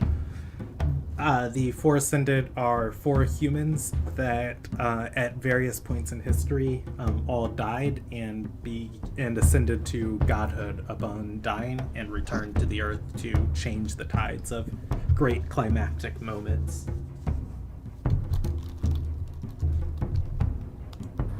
Okay, I so can basically give you more what- information if you want, but for how well Anaziah did on that history check, but for this, purposes of this roleplay, I wasn't going to spiel. Okay, so basically it's just what the saying means is the 4 gods are watching or are guiding you. Yeah. Or may the 4 gods guide you. Yeah. Okay, so I'll explain that to Nyoka and be like, well, it's the 4 main gods of their faith. They're wishing that those 4 of them guide you and keep you safe. That's what the saying is. Nyoka's gonna nod and go, why didn't he just say gods? Why does he have to confuse things by saying 4? When Nyoka hears 4, he thinks the number 4. Me no understand sometimes. Thank you, friend. And he walks off. Azura's going to start moving toward wherever Ondus lives. Wherever Ondus lives. Ondus, I would say Ondus is in the Academy of Divination, and let me make note of that. And Nosul, since you rolled really well, you get the feeling that Nyoka was perplexed because he used the number 4, not the fact that he was actually talking about the 4 Ascended. Yeah, well, why would you use 4? Just use the gods, yeah. Alright, going and looking for Ondus. Let's go with a percentage die. Okay, so Ondus, you head to the Academy of Divination. He is not currently in his quarters. When you guys ask around him, you are pointed to the council chambers, which were those huge, which was like that huge auditorium where the vote happened at the beginning of the session, or the beginning of the campaign. Heading in there, you are going to see about 5 people all gathered on this central stage. It looks like something is concluding, at which point there are several flowers on the table. Ondus is laughing and talking with Senator Theolite as the other senators, as the other 4 senators here disperse. Or it would only be 3. I said there are 5 people up here. The other 3 people disperse. Your steps echo in this chamber. Ondus, who is currently chuckling, is going to look over to the party, and he's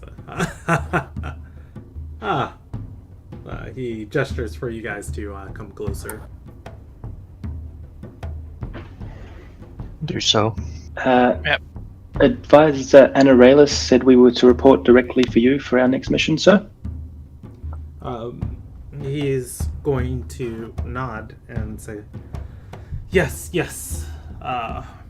We need to start getting more agents inside of Kraylor's Fist. The shield hand is ramping up, and I fear we can no longer chase her tail. It's time to start getting in front of it. I've targeted a few shipments of gold and supplies heading into Kraylor's Fist. It should be simple enough to get you on board some of the caravans, or even if something befalls the caravan owners on the road and some new merchants take their place, I can get you set up with an advisor who can guide you in the region. You think you're up for it? I'm sure we're up for it. But would it be useful for us to summarize everything we've learned just to make sure that the lines of communication have been clear? He's going to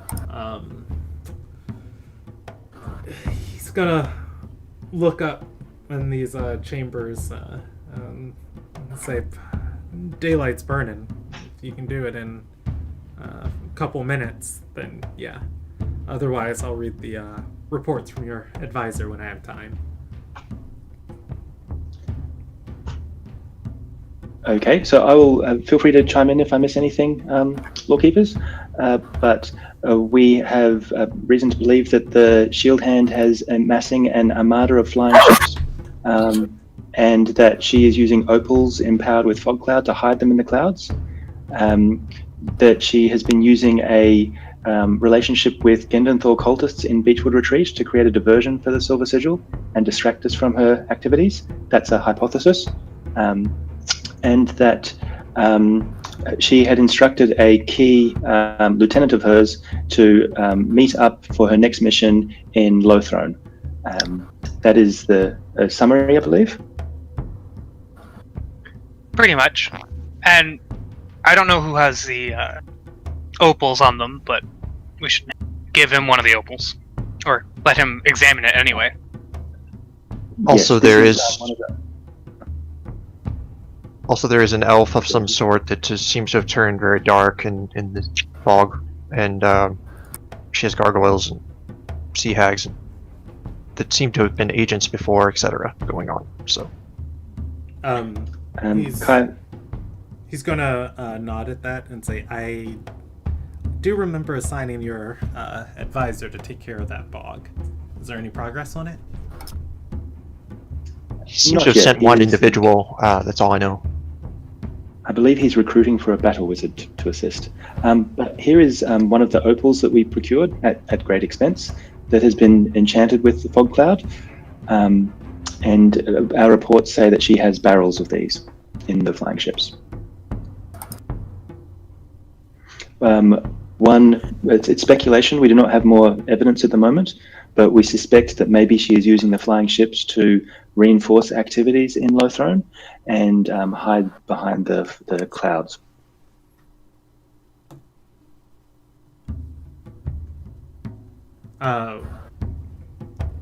He's going to nod, taking this opal and the senator next to him. She's going to inspect the opal too, and he's going to say, capable of casting fog cloud. How many times a day? I believe it indefinite, sir.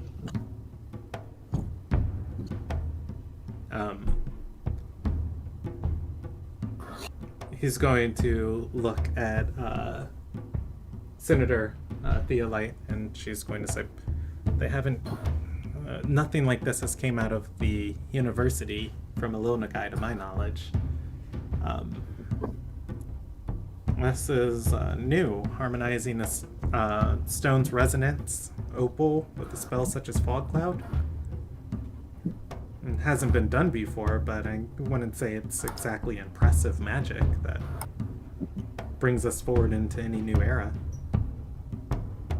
He's going to say, these ships concern me. How many of them did you say she has? We do not know. We have reports of more than one, but there was a slight piece of information of a port being raided of ships recently. So I'm not sure if she is acquiring more ships at a rapid rate. I believe it was in Advisor Calavera's jurisdiction that many ships went missing. He's going to nod and say, I assume pirates sunk them off coast. I did get Calavera's reports. It's not uncommon for towns inside of the clutch to disappear off the map. Not so much without not so much as without any signs of a battle. Well, when all the people are taken and used as slaves, it's not surprising. He's gonna nod, taking this in. Before he finally says, alright, I'll come clean with you. All of you are low agents here inside the sigil.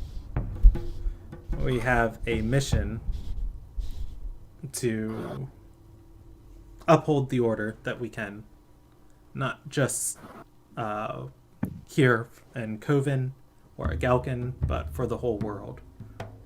When there's unity, when there's peace, magical innovation, it makes leaps and bounds forward. You are not my best agents, and the situation inside of Greylor's Fist could possibly be dangerous, but that's why I selected you to go in and scout it. You're capable, but expendable.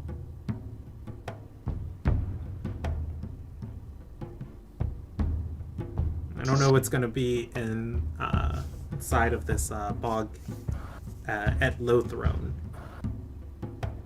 but I need people of similar qualifications to handle it too. Capable, yet expendable. The Warforged there... they may have put down their swords, but they were created for a purpose. They're all sleeping lions, waiting to be roused. They fended off attacks from the crown, fended off pushes from low lakes. Whatever the shield hand's doing inside of Low Throne, I know she's not to be underestimated either. Not what I'd call a rousing pep talk, more of a warning before you make your next decision.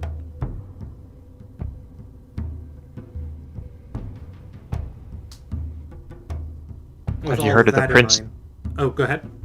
Had you heard of the princess sending her forces in there as well? He's going to... Well, actually, he's not going to not... Oh, he did say they fended off attacks from the Crown. The Crown is the organization of bandits. The Crown. Yeah. Okay, never mind. Because they call themselves royalty. They actually really. aren't royalty. They just have a lot of influence and people willing to stab for them. Mm-hmm. Which might as well be royalty. Isn't it the same thing? In any case, he's going to say, whichever you choose, you are the first to uncover this information. I'll ensure that you have a proper oversight in either area.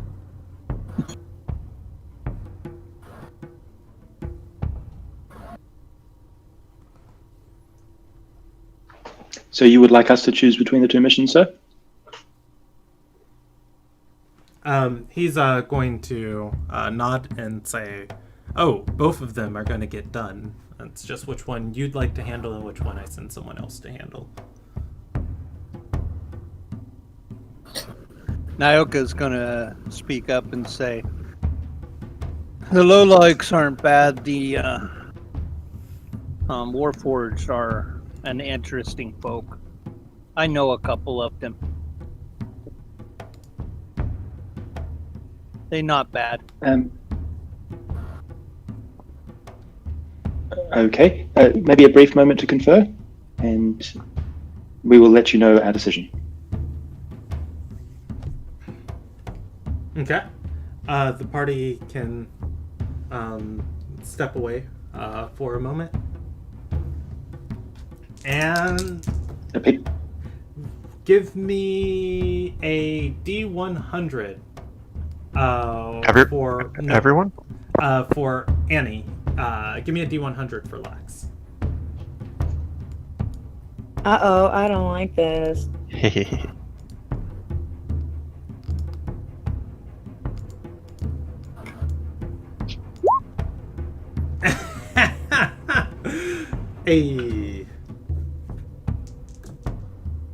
That's actually the same amount of gold that I have on me right now. That's funny. How are you guys all so rich? Well, you guys just got... Well, didn't you just give 70 gold away to, like, the party fund? No, I only have 21 gold. Azure returned 77. You do know you have that gemstone, too. Worth 50 Yeah, gold? but Okay. Yeah. I don't count the gemstone as gold. Fair. Yeah. Neither do Yeah. I haven't spent anything, like, at all. I've been letting everybody else waste their money. I gave all my money away the first time, so... That's your problem. Alright, so, Lex, you go to step away with the party, and Senator Theolite is going to say, well, actually, what would she... and she's going to say, Lord Keeper Vesuvius. A moment, if you will. Oh no. I'm gonna go over there. You okay? I'll be fine, I think. Alright. As you step away. I'm going to handle Lex first and then let the party talk. Just so we know where Lex joins back in with the party. Senator Theolite is going to walk to the other side of the stage, gesturing for Lex to follow. As you both walk, she's going to say, I was appointed as the senator of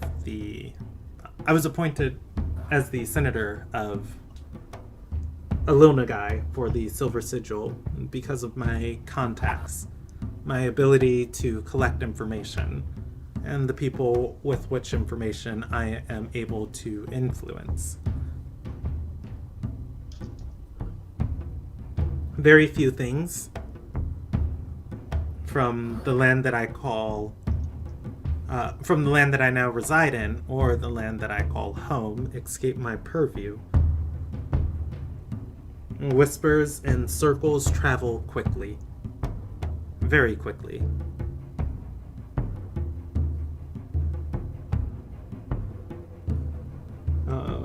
One that I might have picked up on a passing wind is that a very agent and these quarters on this island in this region is joining a marriage circle.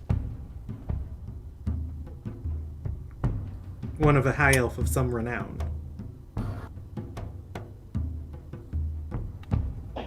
Is there any validity to such rumors?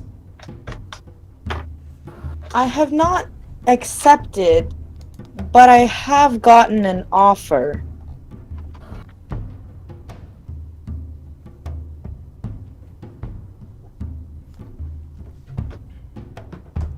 I'm sure you can understand too.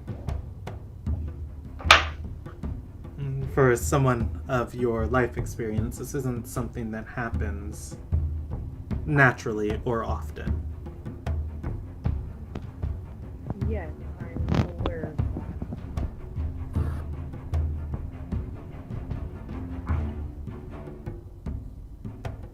I'm curious if there might not be more pressing matters surrounding this invitation of your betrothed. Not to cast any doubts on your personal life. If you can just keep an ear to it and inform me of anything that goes on inside of your circle should you choose to join, I'm sure we can cultivate a close friendship between us. Of course, I'll think about that. She's going to nod, turn, and gesture towards your group and say your companions would likely gain value from your insight. Yes, thank you for your advice. She smiles, not thinly, but it doesn't seem very warm. All right, the Lex will join the party 2 minutes into discussion. The party is able to walk off the stage as Ondus returns his attention to the table and the flowers that reside there.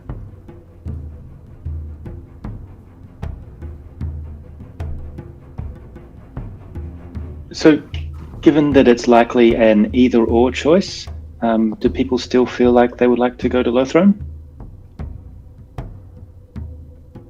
Well, as long as both are being addressed, there may be more vital information that we can gain from being in the city, I feel. Say we do both. Do Lothrone first and then cut over and make sure the bog is done. It does not seem like that's an option. I think they need to be done simultaneously. Well, If Aurelius is in charge, it's going to fail. We're just going to come late to the party. That's all. Aurelius is in charge of a different mission. Just to remind the party, he did say he's going to try and get in charge of the Lost Throne situation. Oh. If Aurelius is would he lead Kraylor's Fist as well? Is that in his jurisdiction or out of it? No. Kraylor's Fist isn't his jurisdiction right now. He's trying to get in charge of Lothrone. So if we choose Kraylor's Fist, it's definitely Aurelius, and if we choose Lothrone, it's maybe? Yeah. Ooh.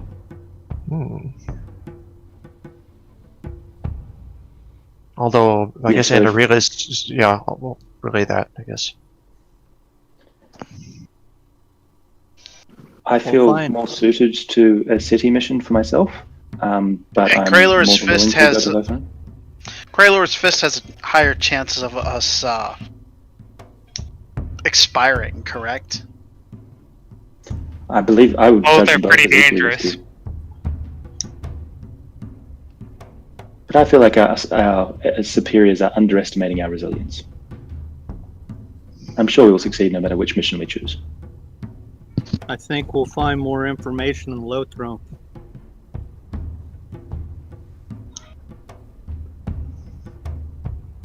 I'm fine with either option. Lothrone will definitely have more interesting, obscured information than we might be able to dig up in the city. The city may have information we'd never hear of from other individuals as well. Plus, if we go to Lothrone, we're going to, I would assume, be getting most of our information straight from the horse's mouth. More likely, yes. And if the ships are in Lothrone, maybe we can acquire a ship there.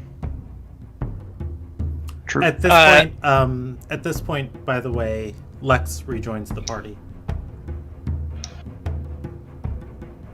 Lex, Another do you have positive, a preference between Lothrone and Kraylor's Fist?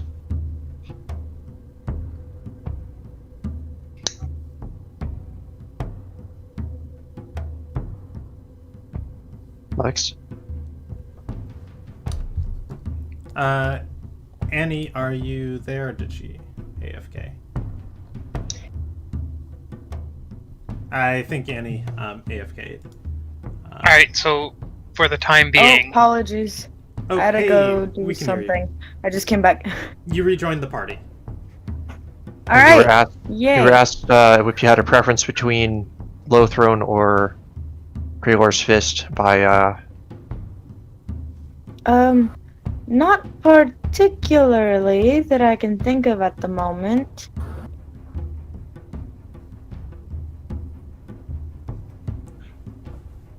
Brom looks at our.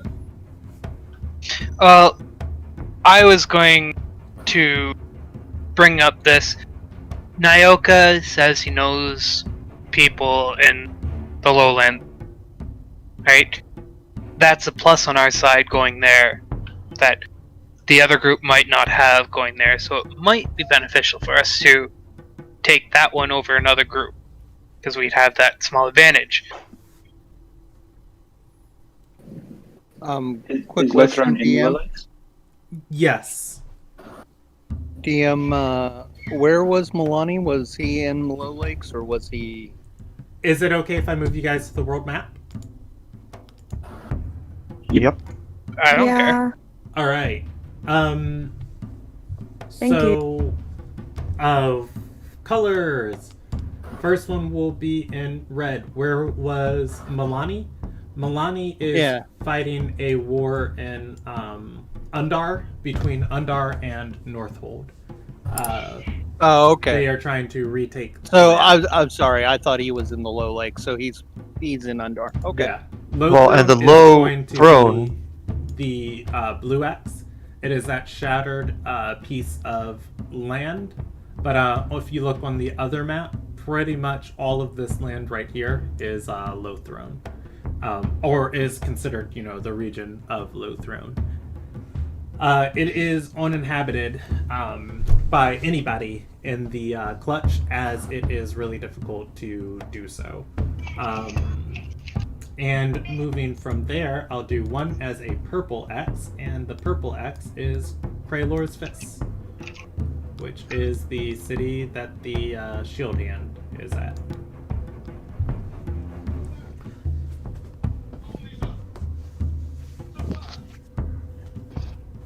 Rom is from.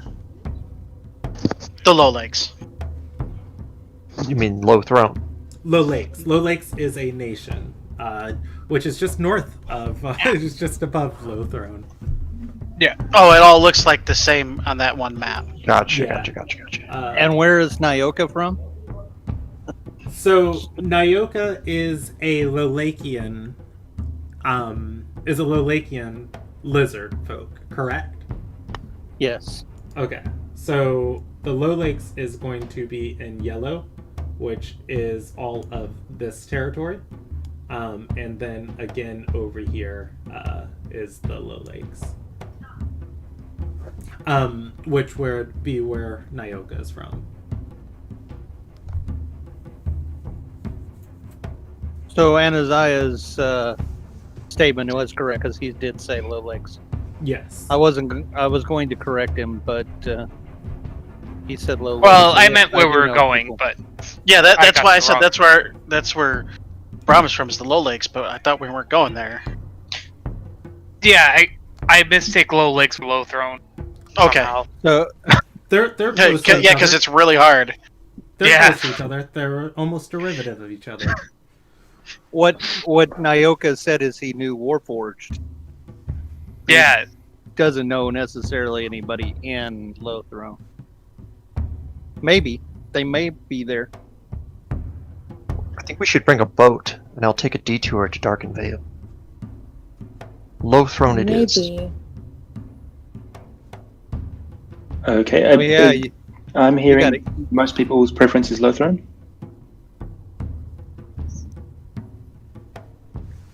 Yes. Brom looks at our new friend and he goes, "Feel like going to Low Throne there, big guy?"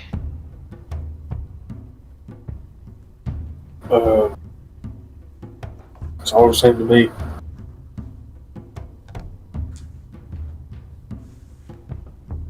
Still have to carry this piece of paper around. until you figure out or find a way to solve it.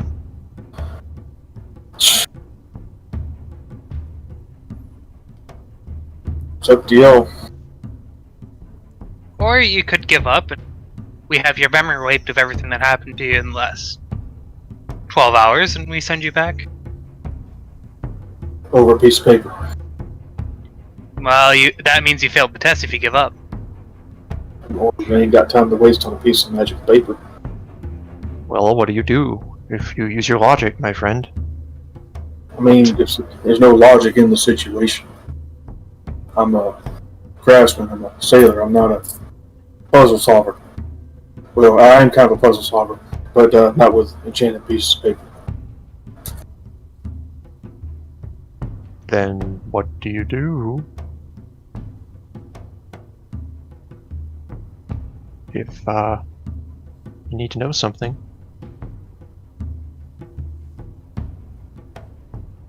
I don't understand what you're saying. Wilbur. We'll is- discuss this later. So, Then Kidris, are we? Low Throne it is. Yes.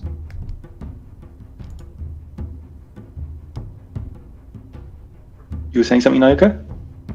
No, carry on. All right. Let's return to the councillor. Just Justica. All right. Yeah, heading up to the adjudicator. He's on the stage. It seems he's made his selection out of the 5 flowers. Holding it, he looks up at you. We have discussed the options and believe that our skills and abilities would be most well applied to the Low Throne situation.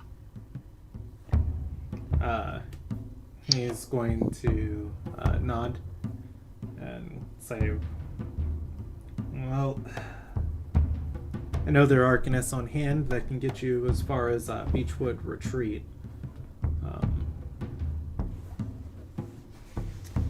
Otherwise, perhaps the Jaridel Monastery might be someplace where you can set out on.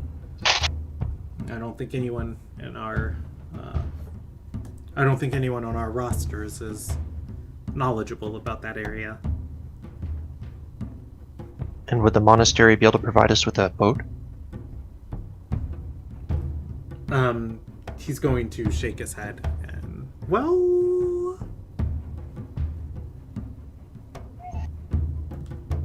he's going to say the people of Low Lakes, they sail through rivers, marshes, and lakes. It might have some small vessel you might be able to carry. Otherwise, a larger craft to sail the seas, I believe that's beyond what they have on hand. Oh no, just something small, a few people. If we could have resources for that, that would be important. I believe.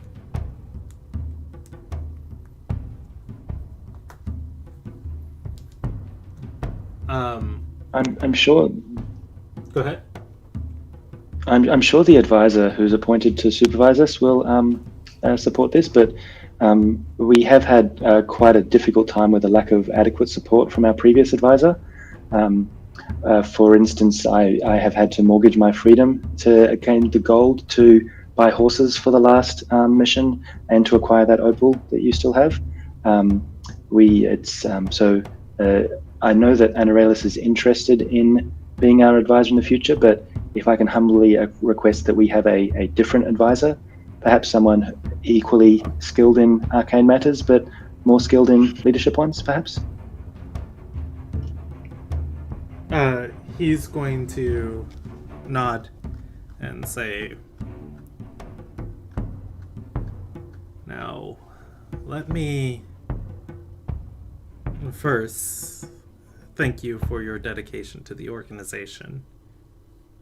And secondly, state why each of you, and those of you seeking to join, are and will be allowed to join.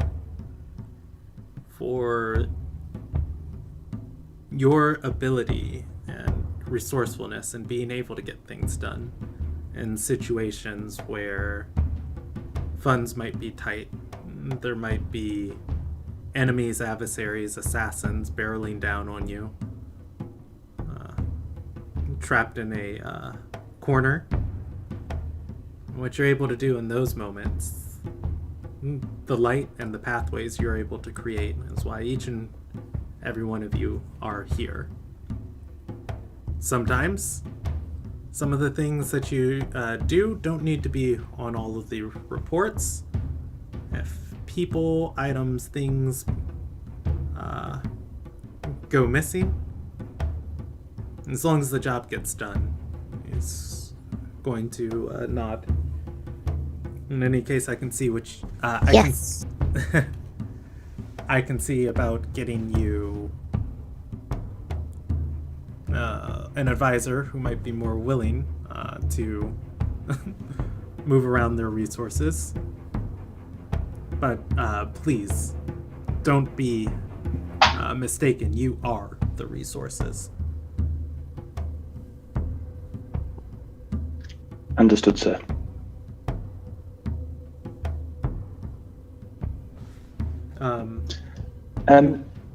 Go ahead. Just one final piece of information. As part of our last mission to Beechwood Retreat, I recruited a cultist to the Silver Sigil under pretenses with the expectation of interrogation when they arrived. And I believe Anarelis is instead attempting to let them remain loose and infiltrate their mission. Just so that you're aware of that activity. I was concerned that it might backfire on our advisor and that he might need some additional support to ensure the success of that plan.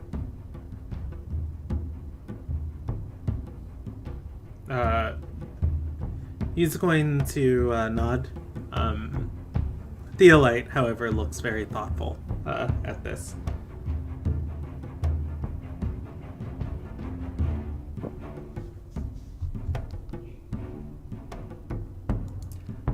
Annie, are you there? Yeah, I'm there. I'm here. Hello. At that statement, how's Lex looking? Pretty excited. They're allowed to steal things now.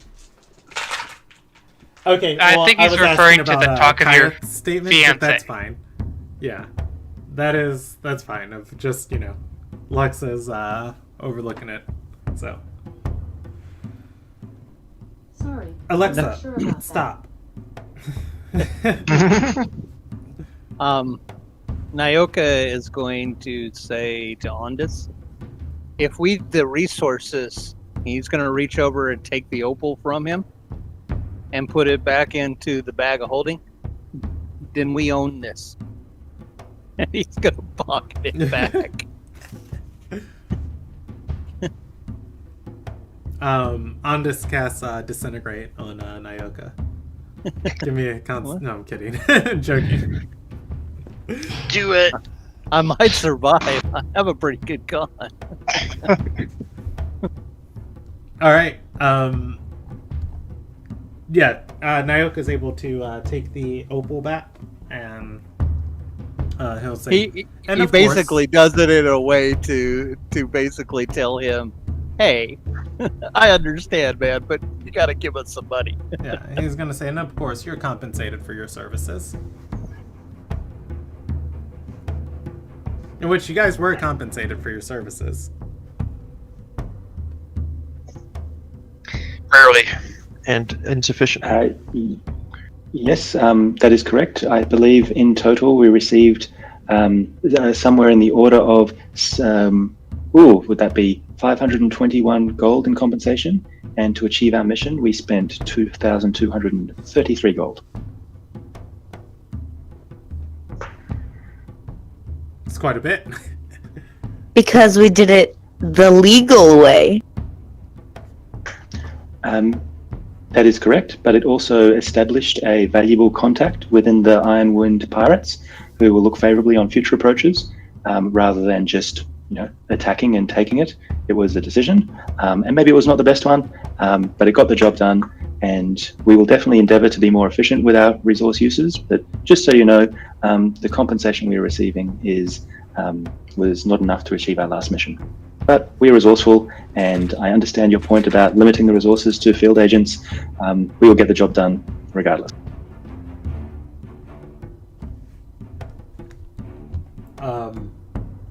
Ondus is going to spit a little bit, but not like actually spit, just iron winds. Thuggish brutes those ones are. He's going to gesture for the opal and say, need more time to study it. Your acquisition of that item will be, or rather, I'll have the Sigils Coffers pay back for it for you, or pay for it from you. Very well said. Nyoka hands the opal back. There was 3 of them, wasn't there? Yeah, Nyoka has only given him one back, though. Mm-hmm. It's a banana. How much We would it be ain't worth? $20? That's an expensive ass banana. It's a joke. Yeah, he's going to inspect the gemstone, or the opal stone, and say, this magic isn't, or magic like this isn't quite innovative, more of old techniques applied in a new way. Suppose 200 gold should do for this? I spent far more on that, sir. I understand the item is only worth what you said, but the information would not have been achieved without our expenses. That cost me 1,800 gold.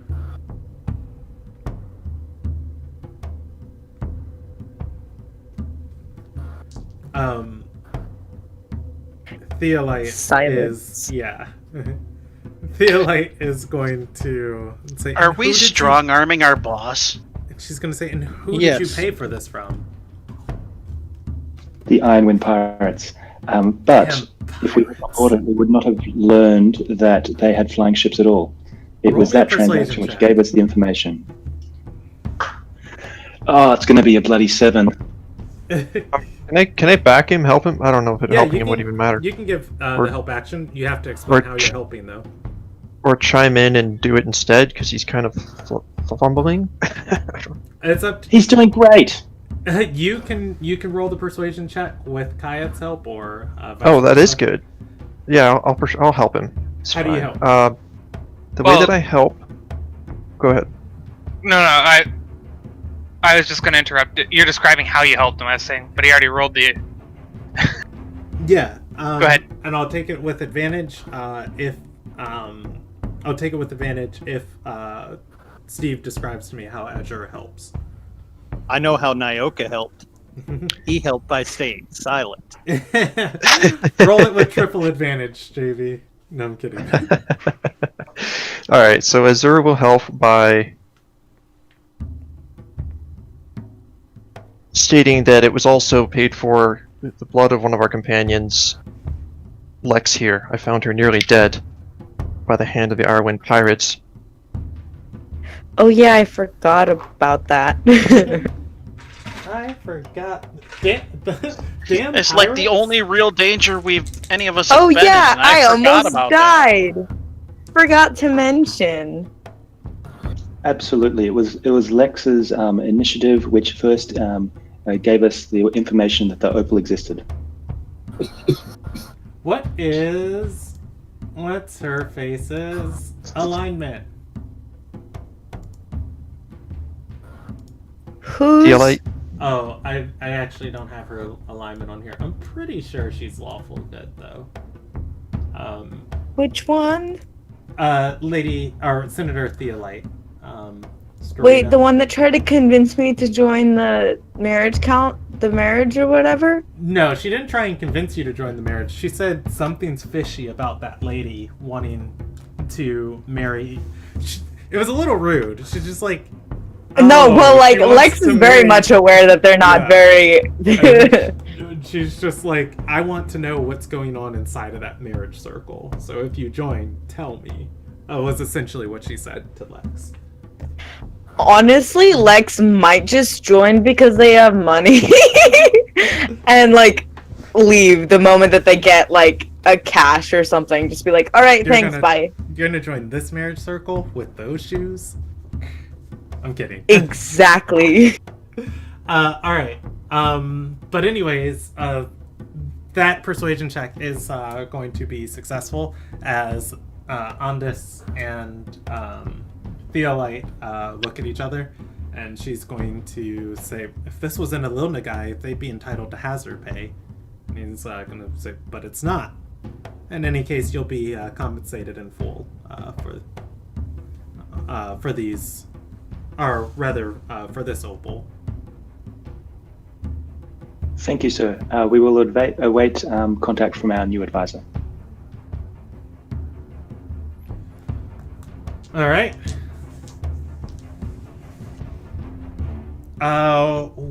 What do you guys want to do? Do you just want to go back to the boarding house or go to town until your advisor contacts you?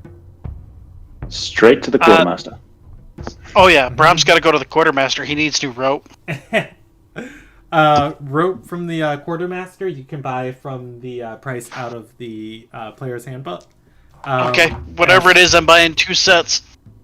Far as payment, the quartermaster it pays you 600 gold for the opal. Weren't we getting 1800 for it? For 3, you guys sold 1.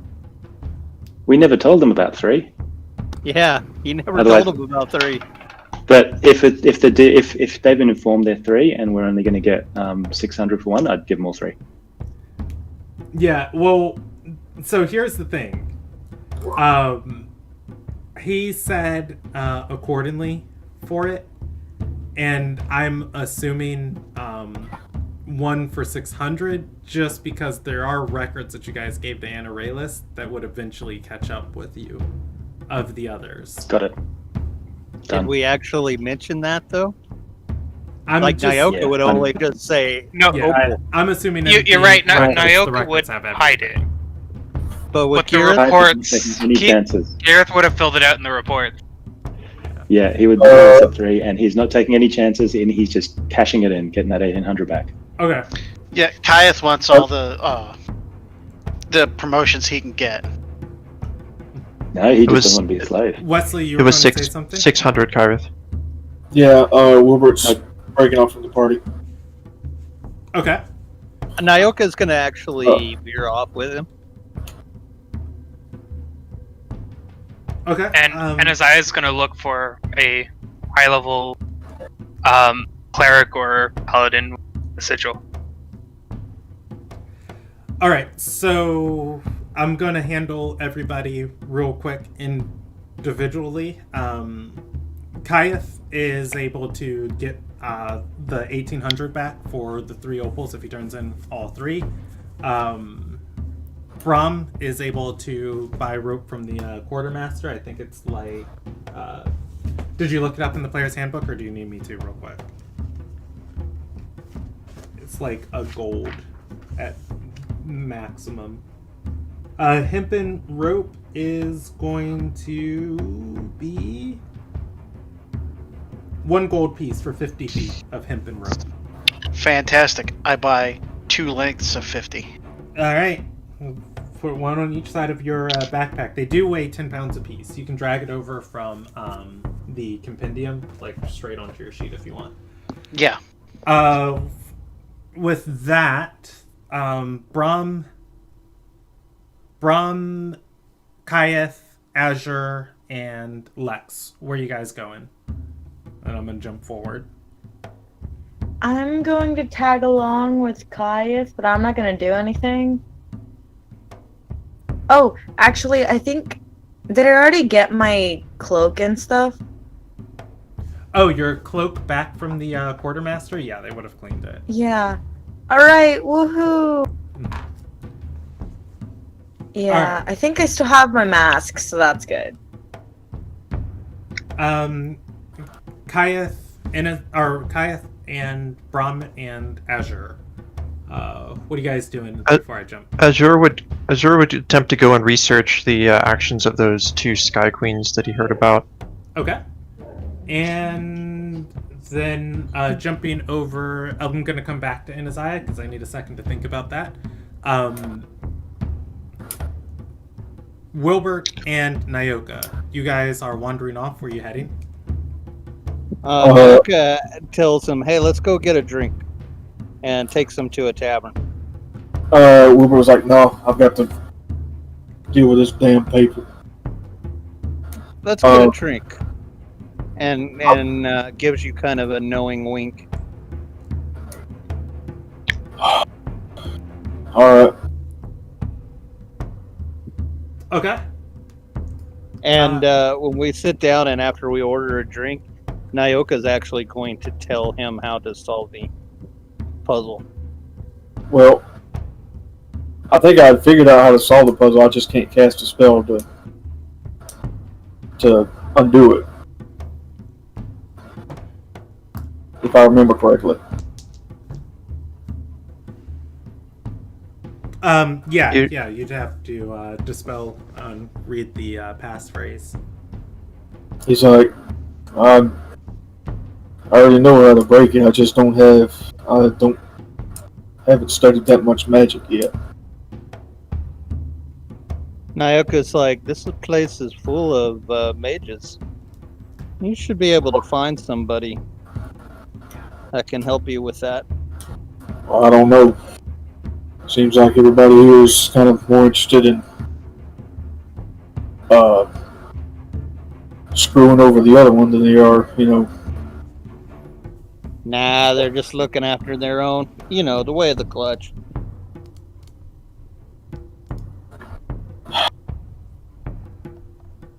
Don't work like that out at sea. look out for yourself out at sea too long, you just end up on the bottom. Nyoka understand.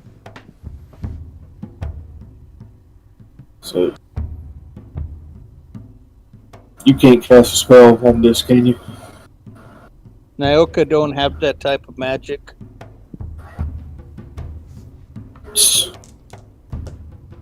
But Nyoka, and he takes a sip, knows a person. Come with Nyoka. Okay. And then Nyoka is going to look for the teleporting lady. Trox. Yes, Trox. All right. Let me pull up her description. I'm gonna come back to you guys. Just out of fairness.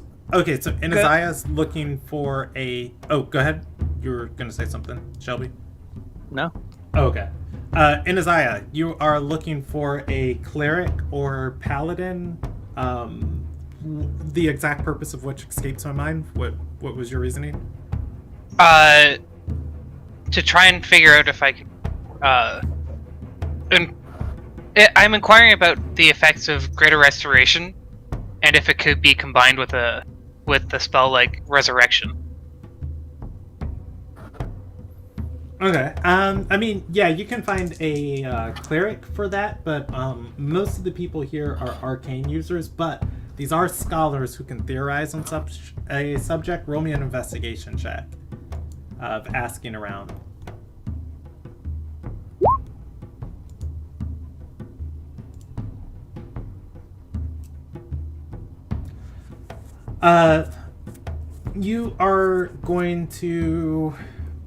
You're going to find a half elf inside of the, and we'll just say you actually find him inside the Academy of Divination. He is not a cleric, but he is knowledgeable in in a lot of divine theory. Actually, we're going to say this guy's got a Peldith and theoretical divination and application of divine magic, which would be like a PhD. As you approach this half elf, I'm going to say you find him in a alcove, and he is likely reading to himself, or not reading, taking notes from several set of books. As you approach him, he'll look up and say, "My favorite part about the Mave is the library. Second favorite part is nobody bothers you." Sorry, I don't want to bother you for too long, but I was asking around about a theory I had, and some lore keepers dropped my name. You've got 3 minutes. Go ahead. Okay, well, I'm in search of a way of potentially curing or ridding the world of the Theri without killing them all, by possibly curing them. I was wondering if you could combine the spell Greater Restoration with Resurrection to return their spirit to them.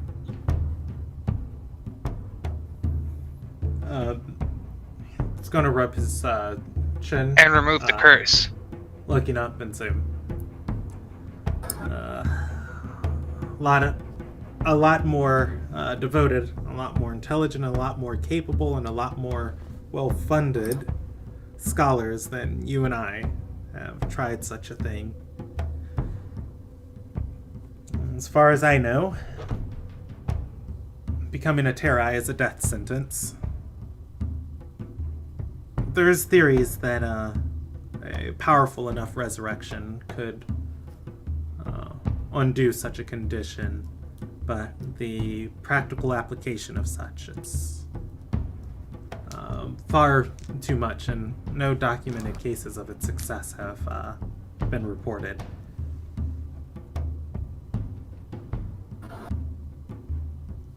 The difficult thing would you about- happen to know? Would you happen to know the names of anyone who's studied this, so I can seek them out at a later date?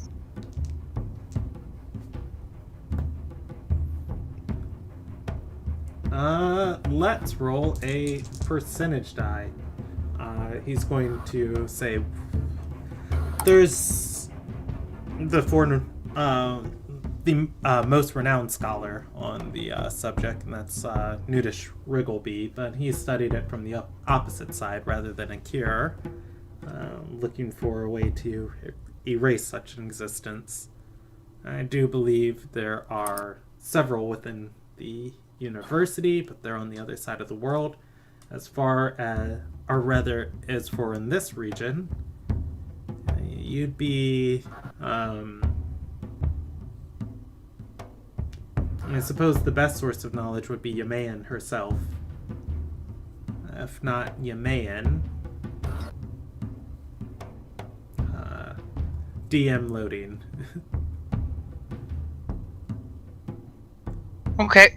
If not Yamayan, I suppose the Darken Empress has funded some research, but those dealings have gotten mixed up in the crown. Prince... One of the princes would have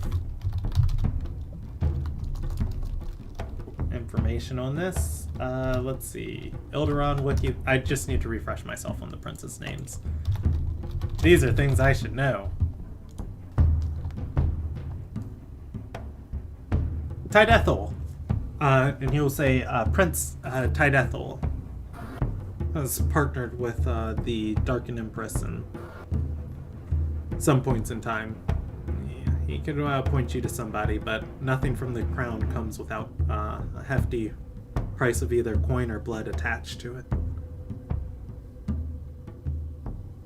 Okay. Thank you very much for your time. I'll let you return to your piece. He nods, goes back to reading. You can search down the party. I was actually thinking of going back to like where we were rested the night before and Okay. start crafting Alright, some of the please. healing potions. That's cool. All right, not Inazaya, Wilbert and Nyoka. A pirate and a lizard, a pirate and a lizard, a friendship that knows no bounds. Filmed in front of a live studio audience. Absolutely.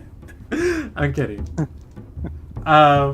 You guys left to go find Trox. Yep. Memory restored. Before we go, Okay. before we go in, Nyoka says, "Okay, this is what you're going to ask her after I talk to her. You're going to ask her to dispel this for you." Right. All right. That is correct, right, Brandon? If I remember from Yeah. what? Yeah. Okay. Yeah. No, I thought you were making a joke of just like, here's what you're gonna do. No. We're gonna talk to her about dispelling it, and then you're gonna ask her to dispel it. But yes, that is Yes. true. All right, heading into the divination Academy of Divination, into the well, she's specifically one of the I don't remember what I named this office, but heading into these scrying quarters, she will be on duty at this time, and for Wesley, I actually don't have a character card for her because I didn't expect her to become a major character. You are going to see a stuffy tiefling. She is shattered. Her skin is a dark magenta with specks of violet riddled through it. She has a long tail of her infernal nature, and over that she is wearing the gray and silver robes of the silver sigil, with black hair draping over her shoulders. In any case, she is going to see. She is going to see Nyoka and say, "Here on a message on behalf of Advisor Anaralis. I told him if he's going to do any more bidding, he's got to come here and do it himself, in person, and own up for what he said and done." No. Nyoka is here on a mission. My friend here needs some services, needs some help, and I was thinking that maybe that you could help us, and not just help us out of charity, but information for services rendered. Would you be interested in that? She's going to nod and say, "I'm always happy to make a quick coin."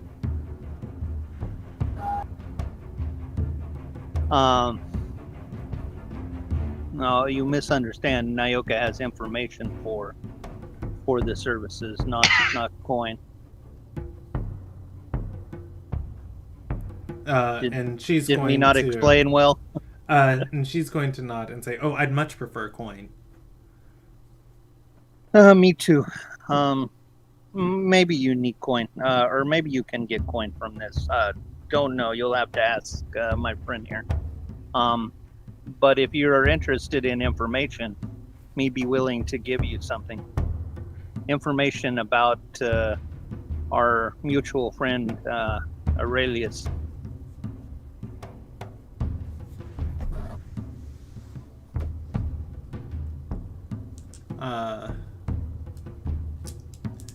She's going to huff and say, "Why would I be interested in Aurelius?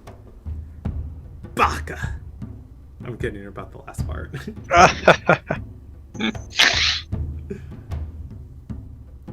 Let's see if I do well here. Oh, not bad. Okay. So Nyoka is going to tell her. He's like, "So I interrupted Aurelius this morning, and he had big plans, and your name was brought up. And Nyoka got a chance to look at what he was working on. Nyoka thinks that Aurelius is going to ask you out on a picnic." And I hand her the note of the love song and the grocery list, and say, "Me think you're going to be asked on there. I wanted to give you this information to prepare you whether you wanted to hide or to be available." When I came in to the room, he was dancing about and singing. He The seemed best very lies are happy. the ones closest to the truth. She is going to be a little astounded by this and say, "The whole fate of this region is threatening to go up like the wick of a candle, and he's here playing a nervous schoolboy." She's gonna crumple up the note and throw it to the ground.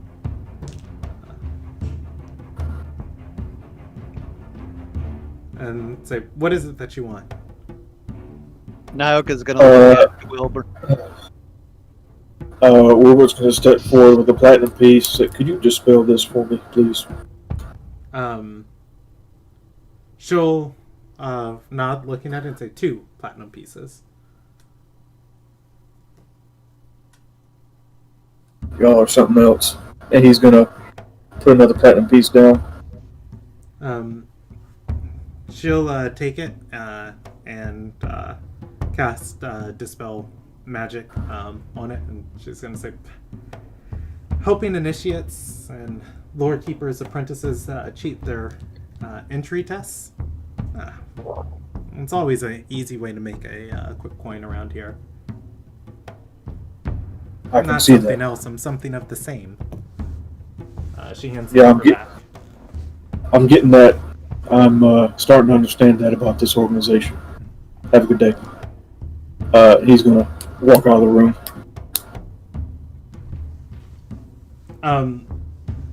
If you both start walking out, not so stealthily, Trox is going to bend down and pick up the paper she threw on the ground and walk back to her location, or rather, I guess her desk.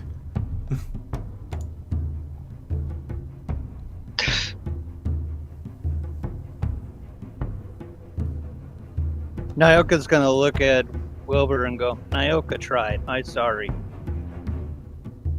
It's not You your had- fault. You just You can't. had to pay too much.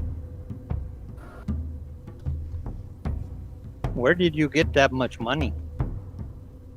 It's the money I had left over from the money my friends gave it to me. It was what I had when my last captain passed away. Nyoka, sorry. Well, Welcome to the sigil. thank And then I take him to go get his tattoo. you. I've got tattoos already. Thank you. Oh, but not this tattoo. Oh, Well- yeah. Wilbur will have a chance to get this, and I'll explain it to you as a DM to a player. All the Silver Sigil members have the ability to get a magical tattoo that hides itself on their skin. When touched with a certain somatic sequence of running fingers over it, the ink moves and forms the sigil of the Galena Maeve, and it is the signifier that you're dealing with members of the Silver Sigil and not, hoo-ha's impersonating them. Nyoka shows you his, and it's on his inside of his forearm. Yeah, and naturally the tattoo looks like just three like dots or moles on your skin. It's only when it's touched in the proper sequence that it becomes the full tattoo. You can put it wherever you want. Understood. All right. So going ahead, walking back to Azure, letting Azure know the phrase, celebrating, getting your tattoo. As a character, where do you want it placed? Gotta figure out where he's got space. Does he have to get it? I guess he does. He'll Not just immediately, but I mean, there are going to be times and situations. Like, I'll give you an example just as a player, Dungeon Master to player. So the Silver Sigil is very compartmentalized. You guys don't know everyone in the organization and who's stationed where. You guys were in a city and needed help from other Silver Sigil members. And the first thing they did before they asked you was, they're like, let me see your tattoo. Let me make sure you're not someone who found out where we're hiding out in town and just came to try and, infiltrate us. So in situations like that, it's helpful. The Maeve is a public building, and as long as you're walking around with other members, you are pretty much allowed to move through here freely. So there are few situations where it would restrict your ability to do things with the organization. Most situations where it would help. The biggest fear would be if somebody learns the sequence and, kidnaps you. It's like, are you a member? And you're like, no, I'm not. And they find your tattoo and, forcibly reveal it. It's like, what is this? It's like, my mom gave me that. But that's question. so rare and very, almost never happens. Question, Brandon, could it actually be part of another tattoo? I mean, it's just 3 dots. I mean, I assume as much. if he does it, does the magic design ink. kind of, does it just pop up off covering whatever it is, right? Yeah. Doesn't have to be a blank canvas, right? Yeah, it's magic ink. It's free real estate.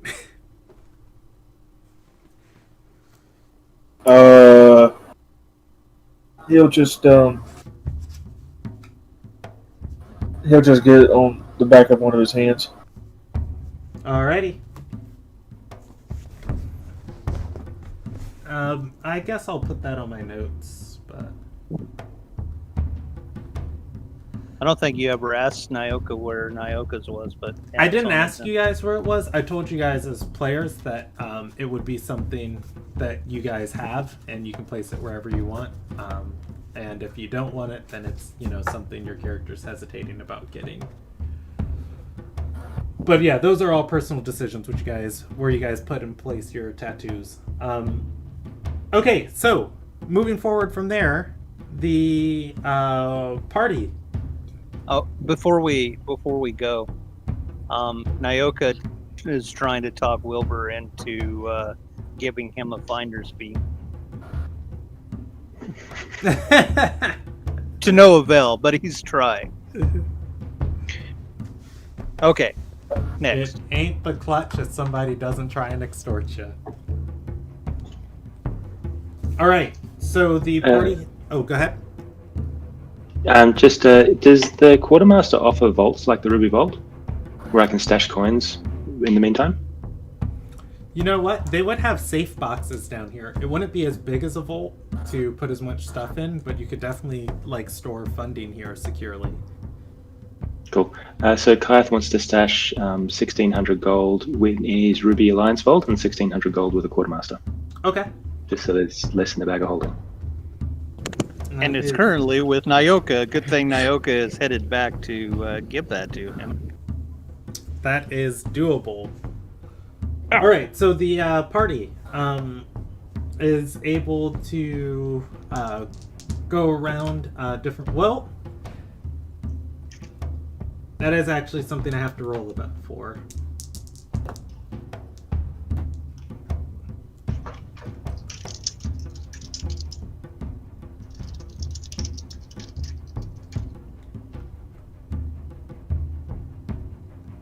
All right. The party is able to. Well, I'm sorry. I needed to roll one last thing.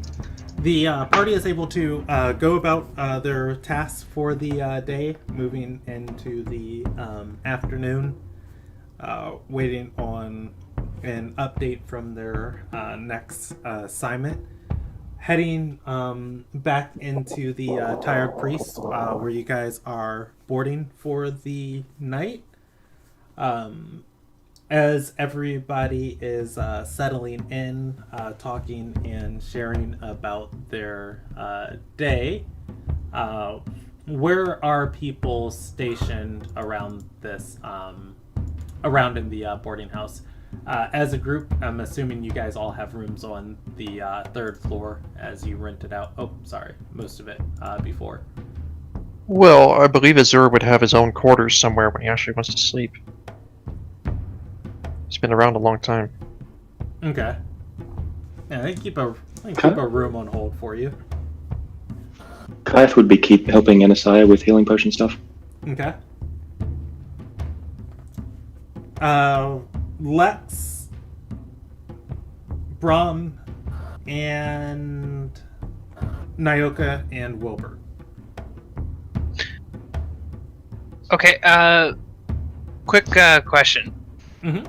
How long was it working on the health potion before Keyleth got there? I'm fast forwarding 5 hours. So that was 5 hours? Okay. Brahm was probably just sitting in his room meditating with his rope. Okay. That sounds dark. Alright, and Nyoka, Wilbur, and Lex. redrawing their sigil with a Sharpie. Okay. You're really quiet for me, Annie. By the way, I can hear you. I can hear you, but it's really hard to make out what you're saying. Should I log back in or out, or is it? Maybe, or where's your phone? Is it close to you? Yeah, I think it just got weird. Okay, yeah, just try disconnecting and reconnecting. Before you do, well, never mind. All right, Wilbert and Nyoka, and that's the last two I need. I'm back. Hey, you sound wonderful. Yay! All right. So where is Lex working on that tattoo at? In their room. Okay. Azur would actually entertain before heading to bed. All right, and Nyoka and Wilbert, and that's the last two I need.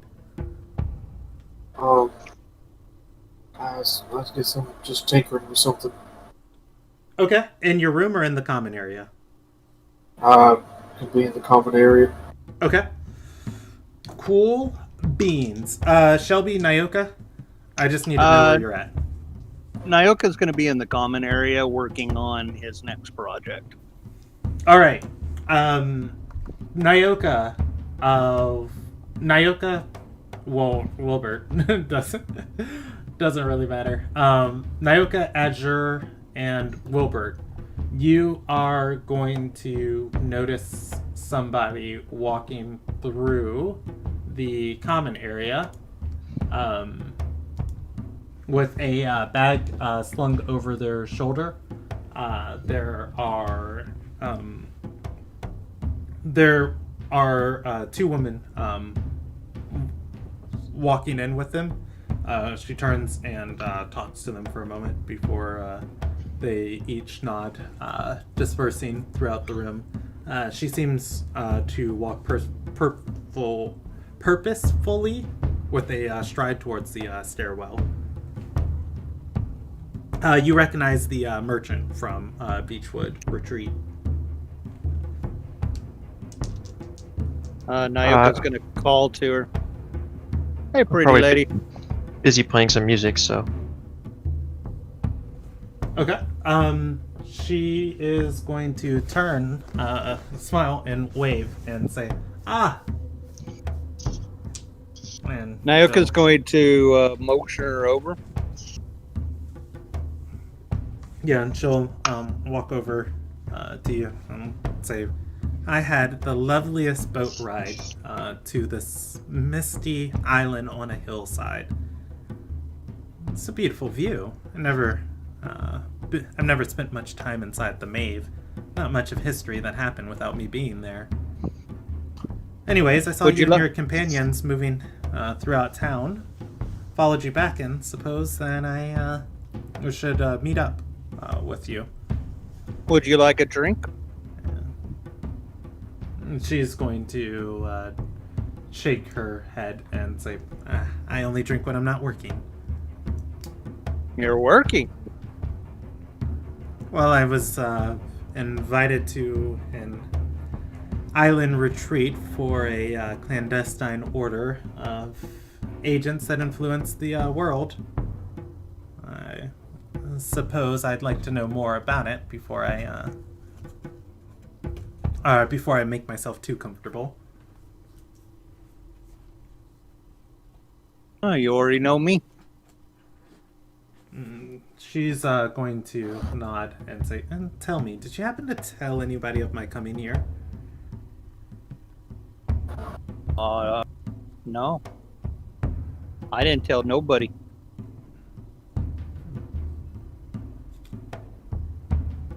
That was between you and Gareth.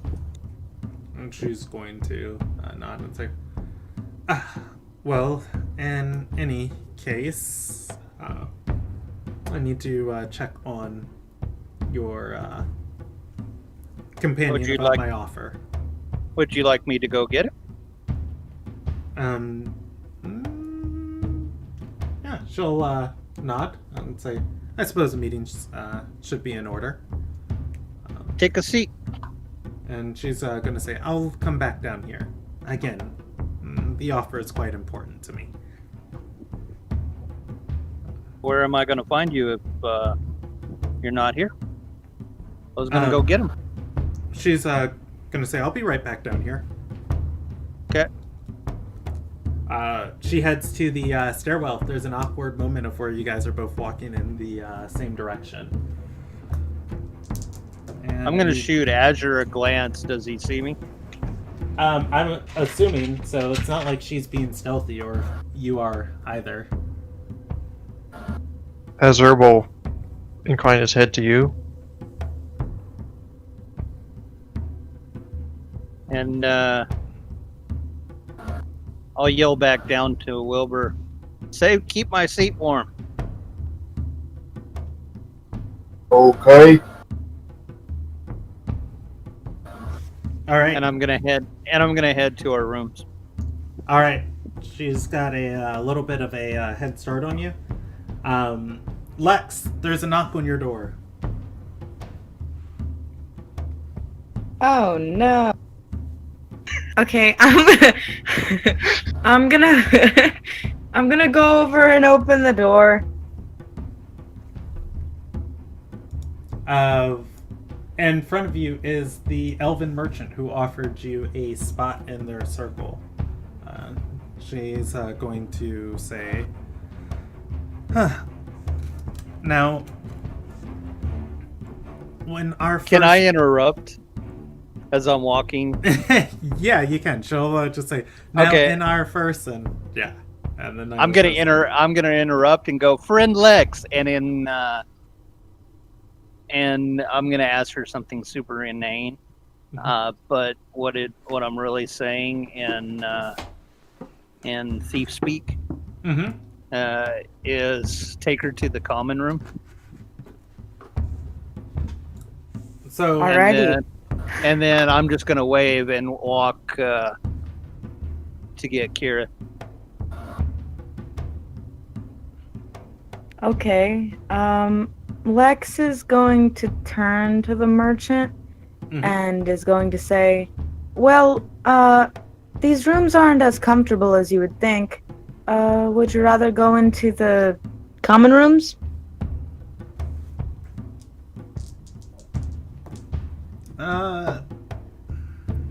Lex may have high persuasion, but her person does not.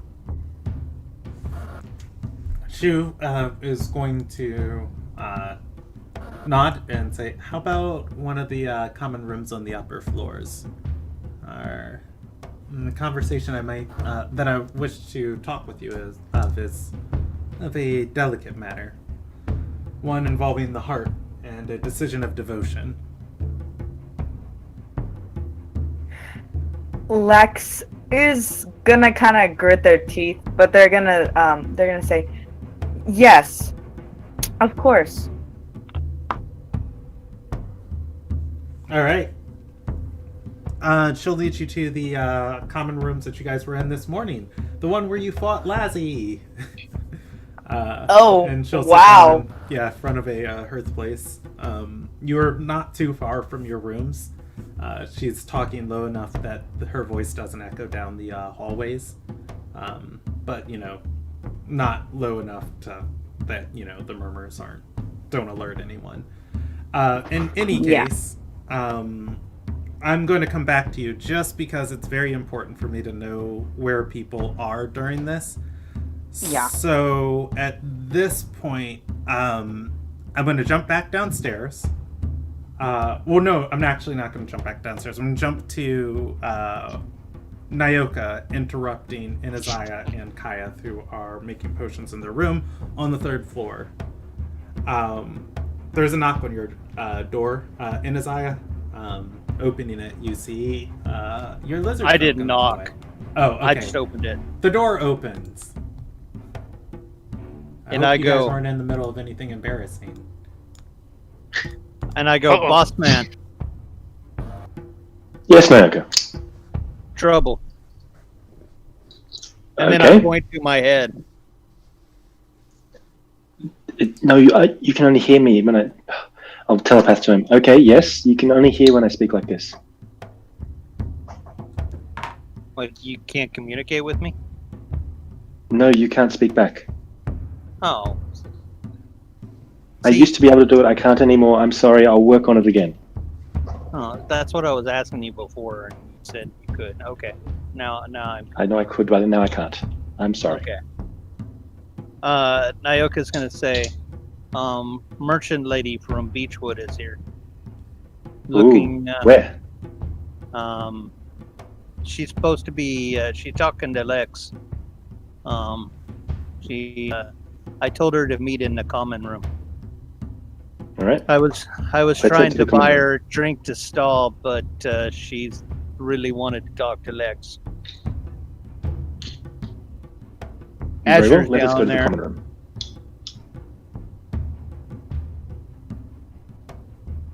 Okay, let's go.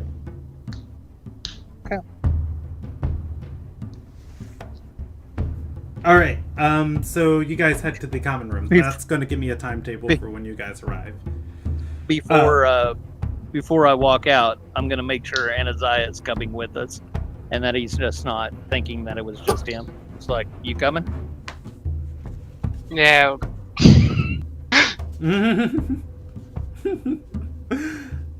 With that, I just grab him, and push him towards the door. Anaziah's quest for knowledge is interrupted. Bingo. No, I'm kidding. All right. So heading towards as you head downstairs, I'm just letting you know that you hear murmurs coming from the common room on the 3rd floor instead of the downstairs common area.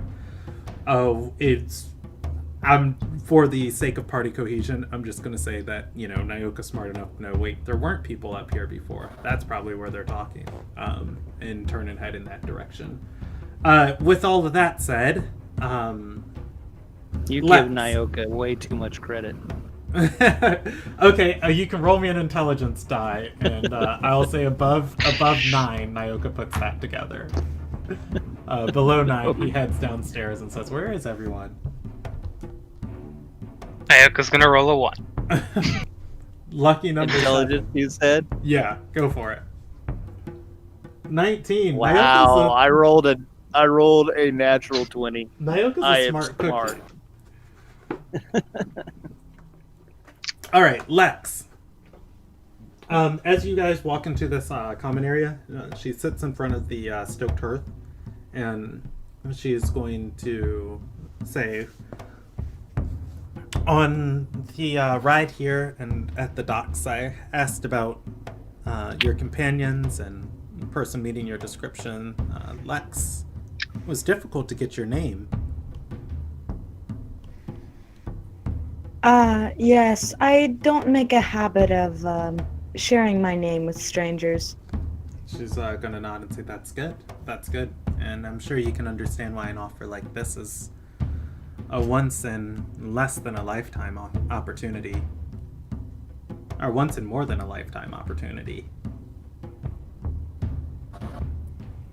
You stuffy elf. Okay, I'm not...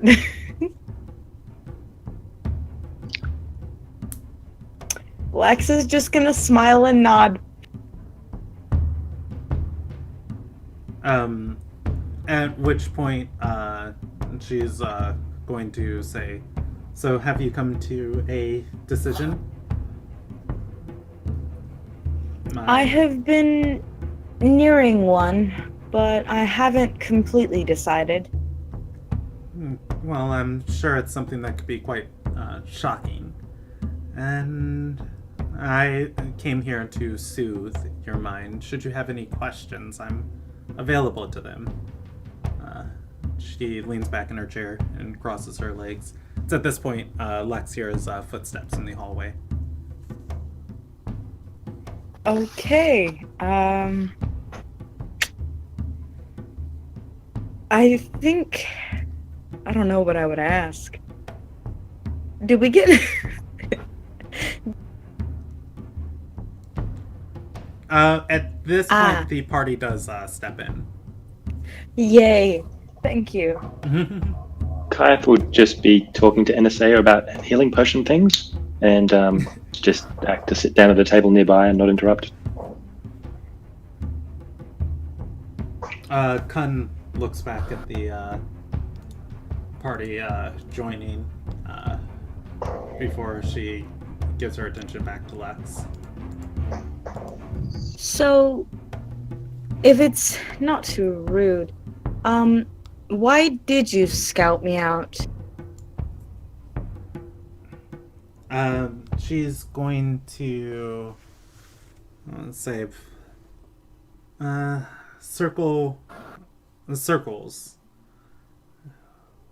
We sometimes recruit for the heart, but other times we recruit for skills. I must say, when I saw you, my decision was informed by both of those factors. Ew, gross. You might want to differentiate whether you're saying these things out loud or in your mind. Out of in her mind. In their mind, it's out of yeah. Okay. Lex is not very comfortable with this, but is also keeping the words of what's her face? The one that was like, oh, it'd be smart to get information. I don't remember names. Theolite. Yeah, her. So they're kind of keeping that in mind while they make this decision. Mm-hmm. Yeah. They're probably gonna go with it, even if they don't really wanna. 'Cause, like, information and money, you know. I mean, you are the player controlling Lex. You can say no. Yeah. And if she doesn't accept a no, she might be crazy.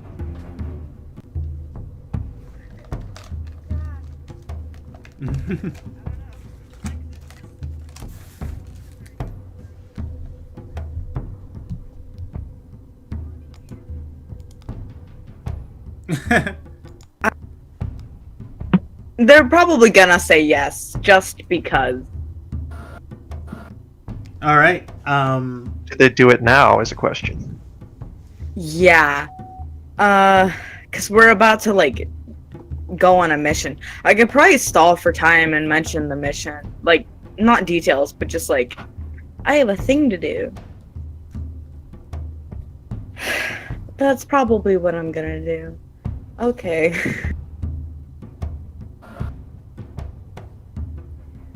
So, I have, as I said before, I've almost come to a decision, but I have a mission that's coming up at the moment, and I'm not going to be able to complete my decision until after that, if that's alright.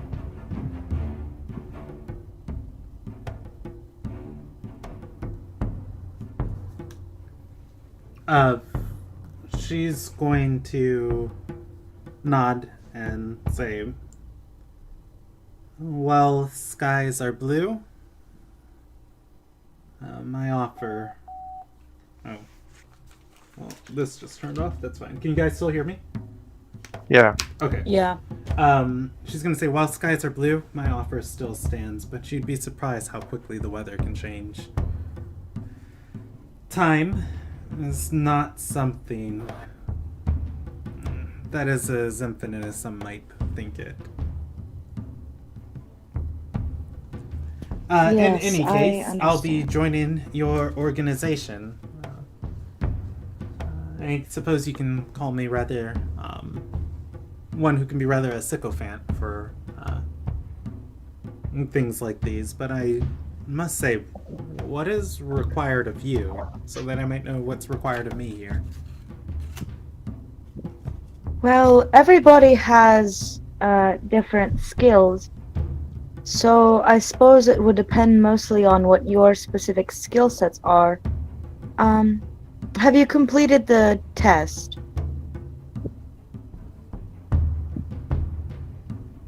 She's going to nod and say, yes, the one And she'll turn over and nod and say, Lord Delson gave me. Yes. Once you complete that, they'll probably put you with a group, and then you'll be assigned missions depending on your skill set.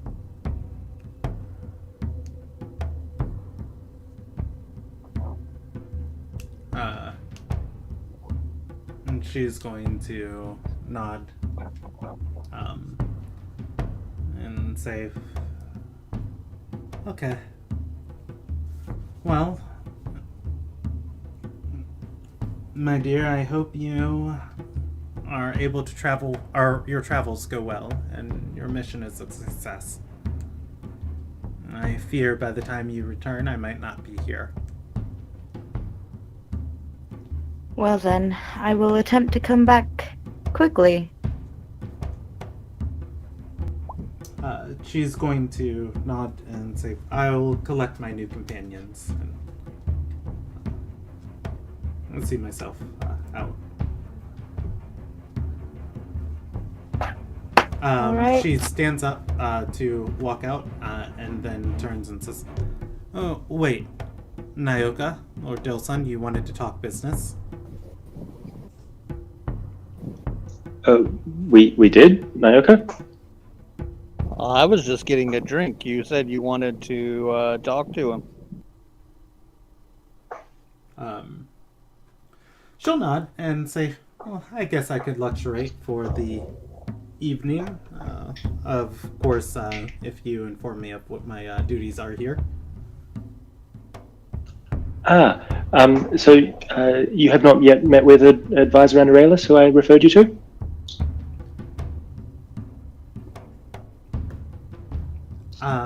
She Then- is going to shake her head and say, no, I asked about him down at the docks. You'd be surprised who does and doesn't know him there.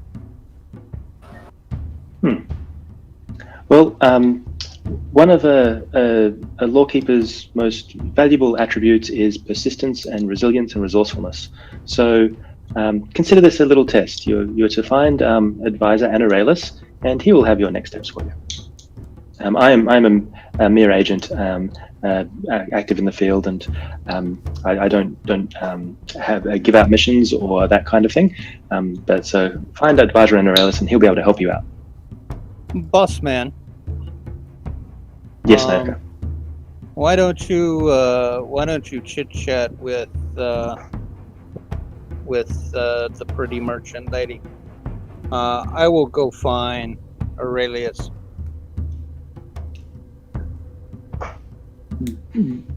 You want to take away the test of perseverance and resilience from our newest companion? Yeah. There'd be a lot of people here, so why don't we help her out? She's going to shake her head and say, no. Where I come from, people do everything for me on my beck and call. That's why I started this travel, just to get my hands dirty a little bit.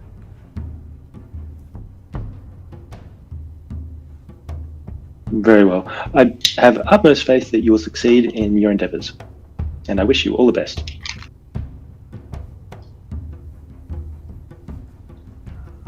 She's going to begin walking off before stopping and looking back and saying, and the best back to you. Why, thank you. Should we give her a description of Anorellis at least, or? She's, You may ask her directly if she wishes assistance. Well, are you saying this is like she's walking out to her? As she's walking out, I'll mention it, but... She'll shake her head and say, no, I believe my two new companions might know him well enough. Okay. Alright, the final... when she's gone, Nyoka's like, I could have found another advisor that would be smarter than Aurelius to handle this. We've informed our superiors. It's not our problem. But 2 new companions. She already knows who he is. That's not our problem. She's quick. Lex is just like, oh, thank God I survived that. Oh, Jesus. Not dead. Not yet. Alright. Final thing we are going to do for tonight. Azure sees Lazzy walking through the inn. He's got the spear over his shoulder. Which spear? The crappy spear, the stick. Okay. Stick that made him. Yeah, on it are several large river trouts. He walks upstairs to the party in the common area. Is going to go next to Lex's chair and put his hand on the stick, push off half the fish, move over to Nyoka and put one fish on the table in front of him, go in the corner, and start eating the rest of his fish. Lex isn't even gonna notice the fish. Brom's gonna go give. They're like foot long trouts, like that have been. Oh, they're like big. Yeah, they're big. Oh, yeah. Fish he drops. I'm gonna say he drops 4 of them in front of him. Roll a d4. Roll to 4. Wow. Oh. Wait, do I roll? No, wait, I what? rolled it. I rolled a d4 for how many fish he dropped in front of Lex. It was 4. All right. You said Brom was going to do something.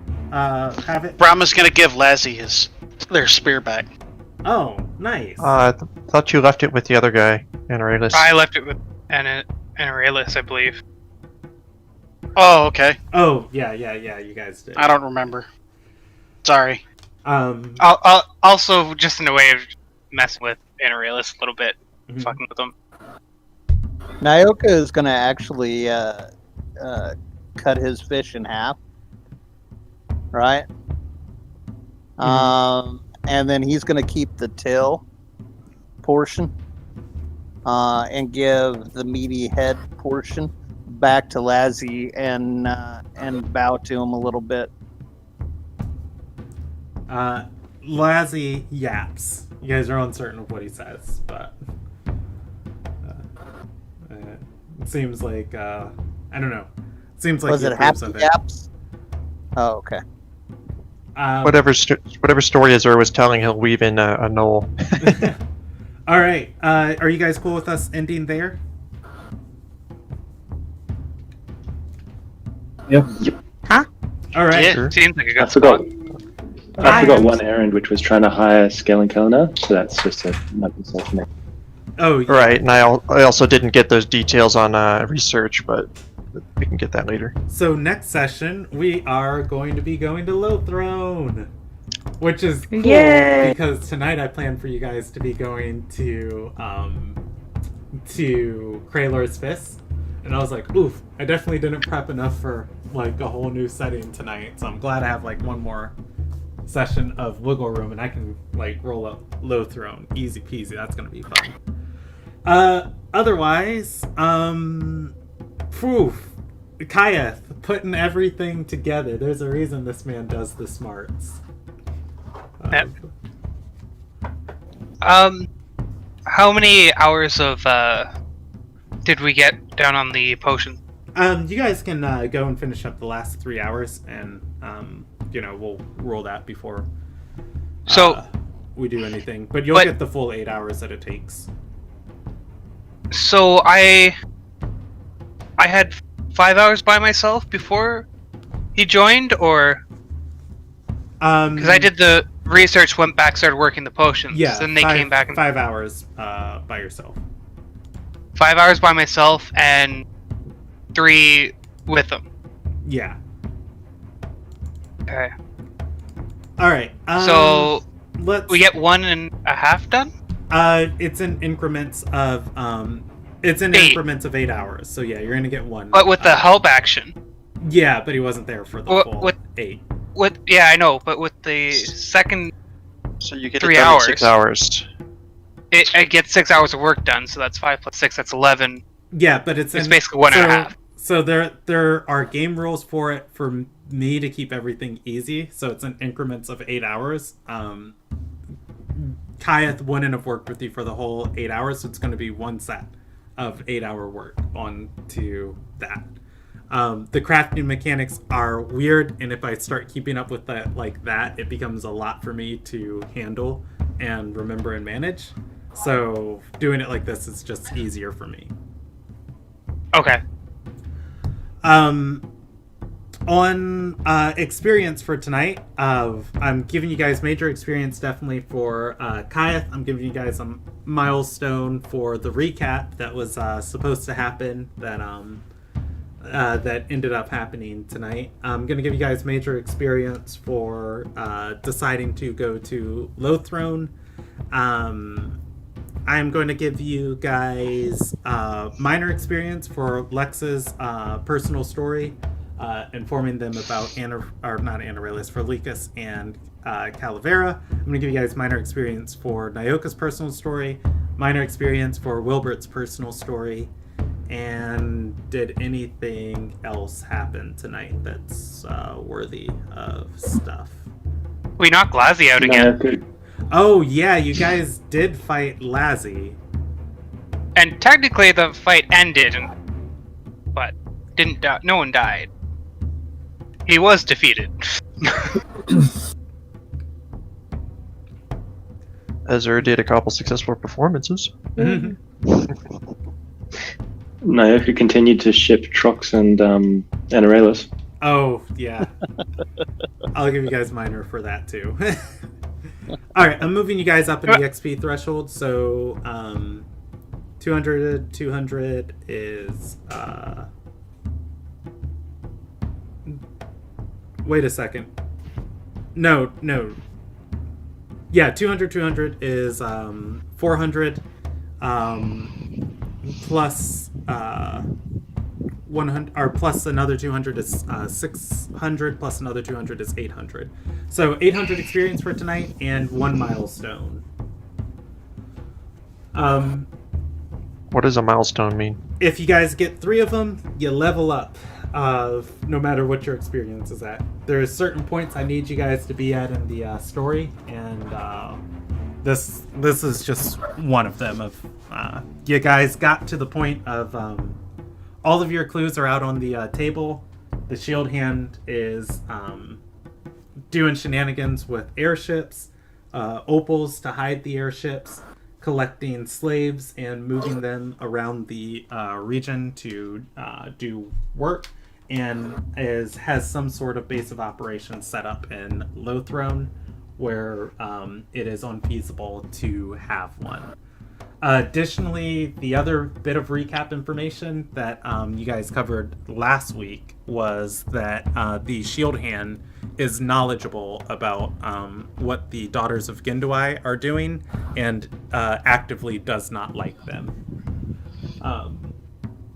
Yeah, that brings us to the precipice of you guys have all of this knowledge. What happens with it now? You know, I was planning. Well, I don't know. We'll talk after the session.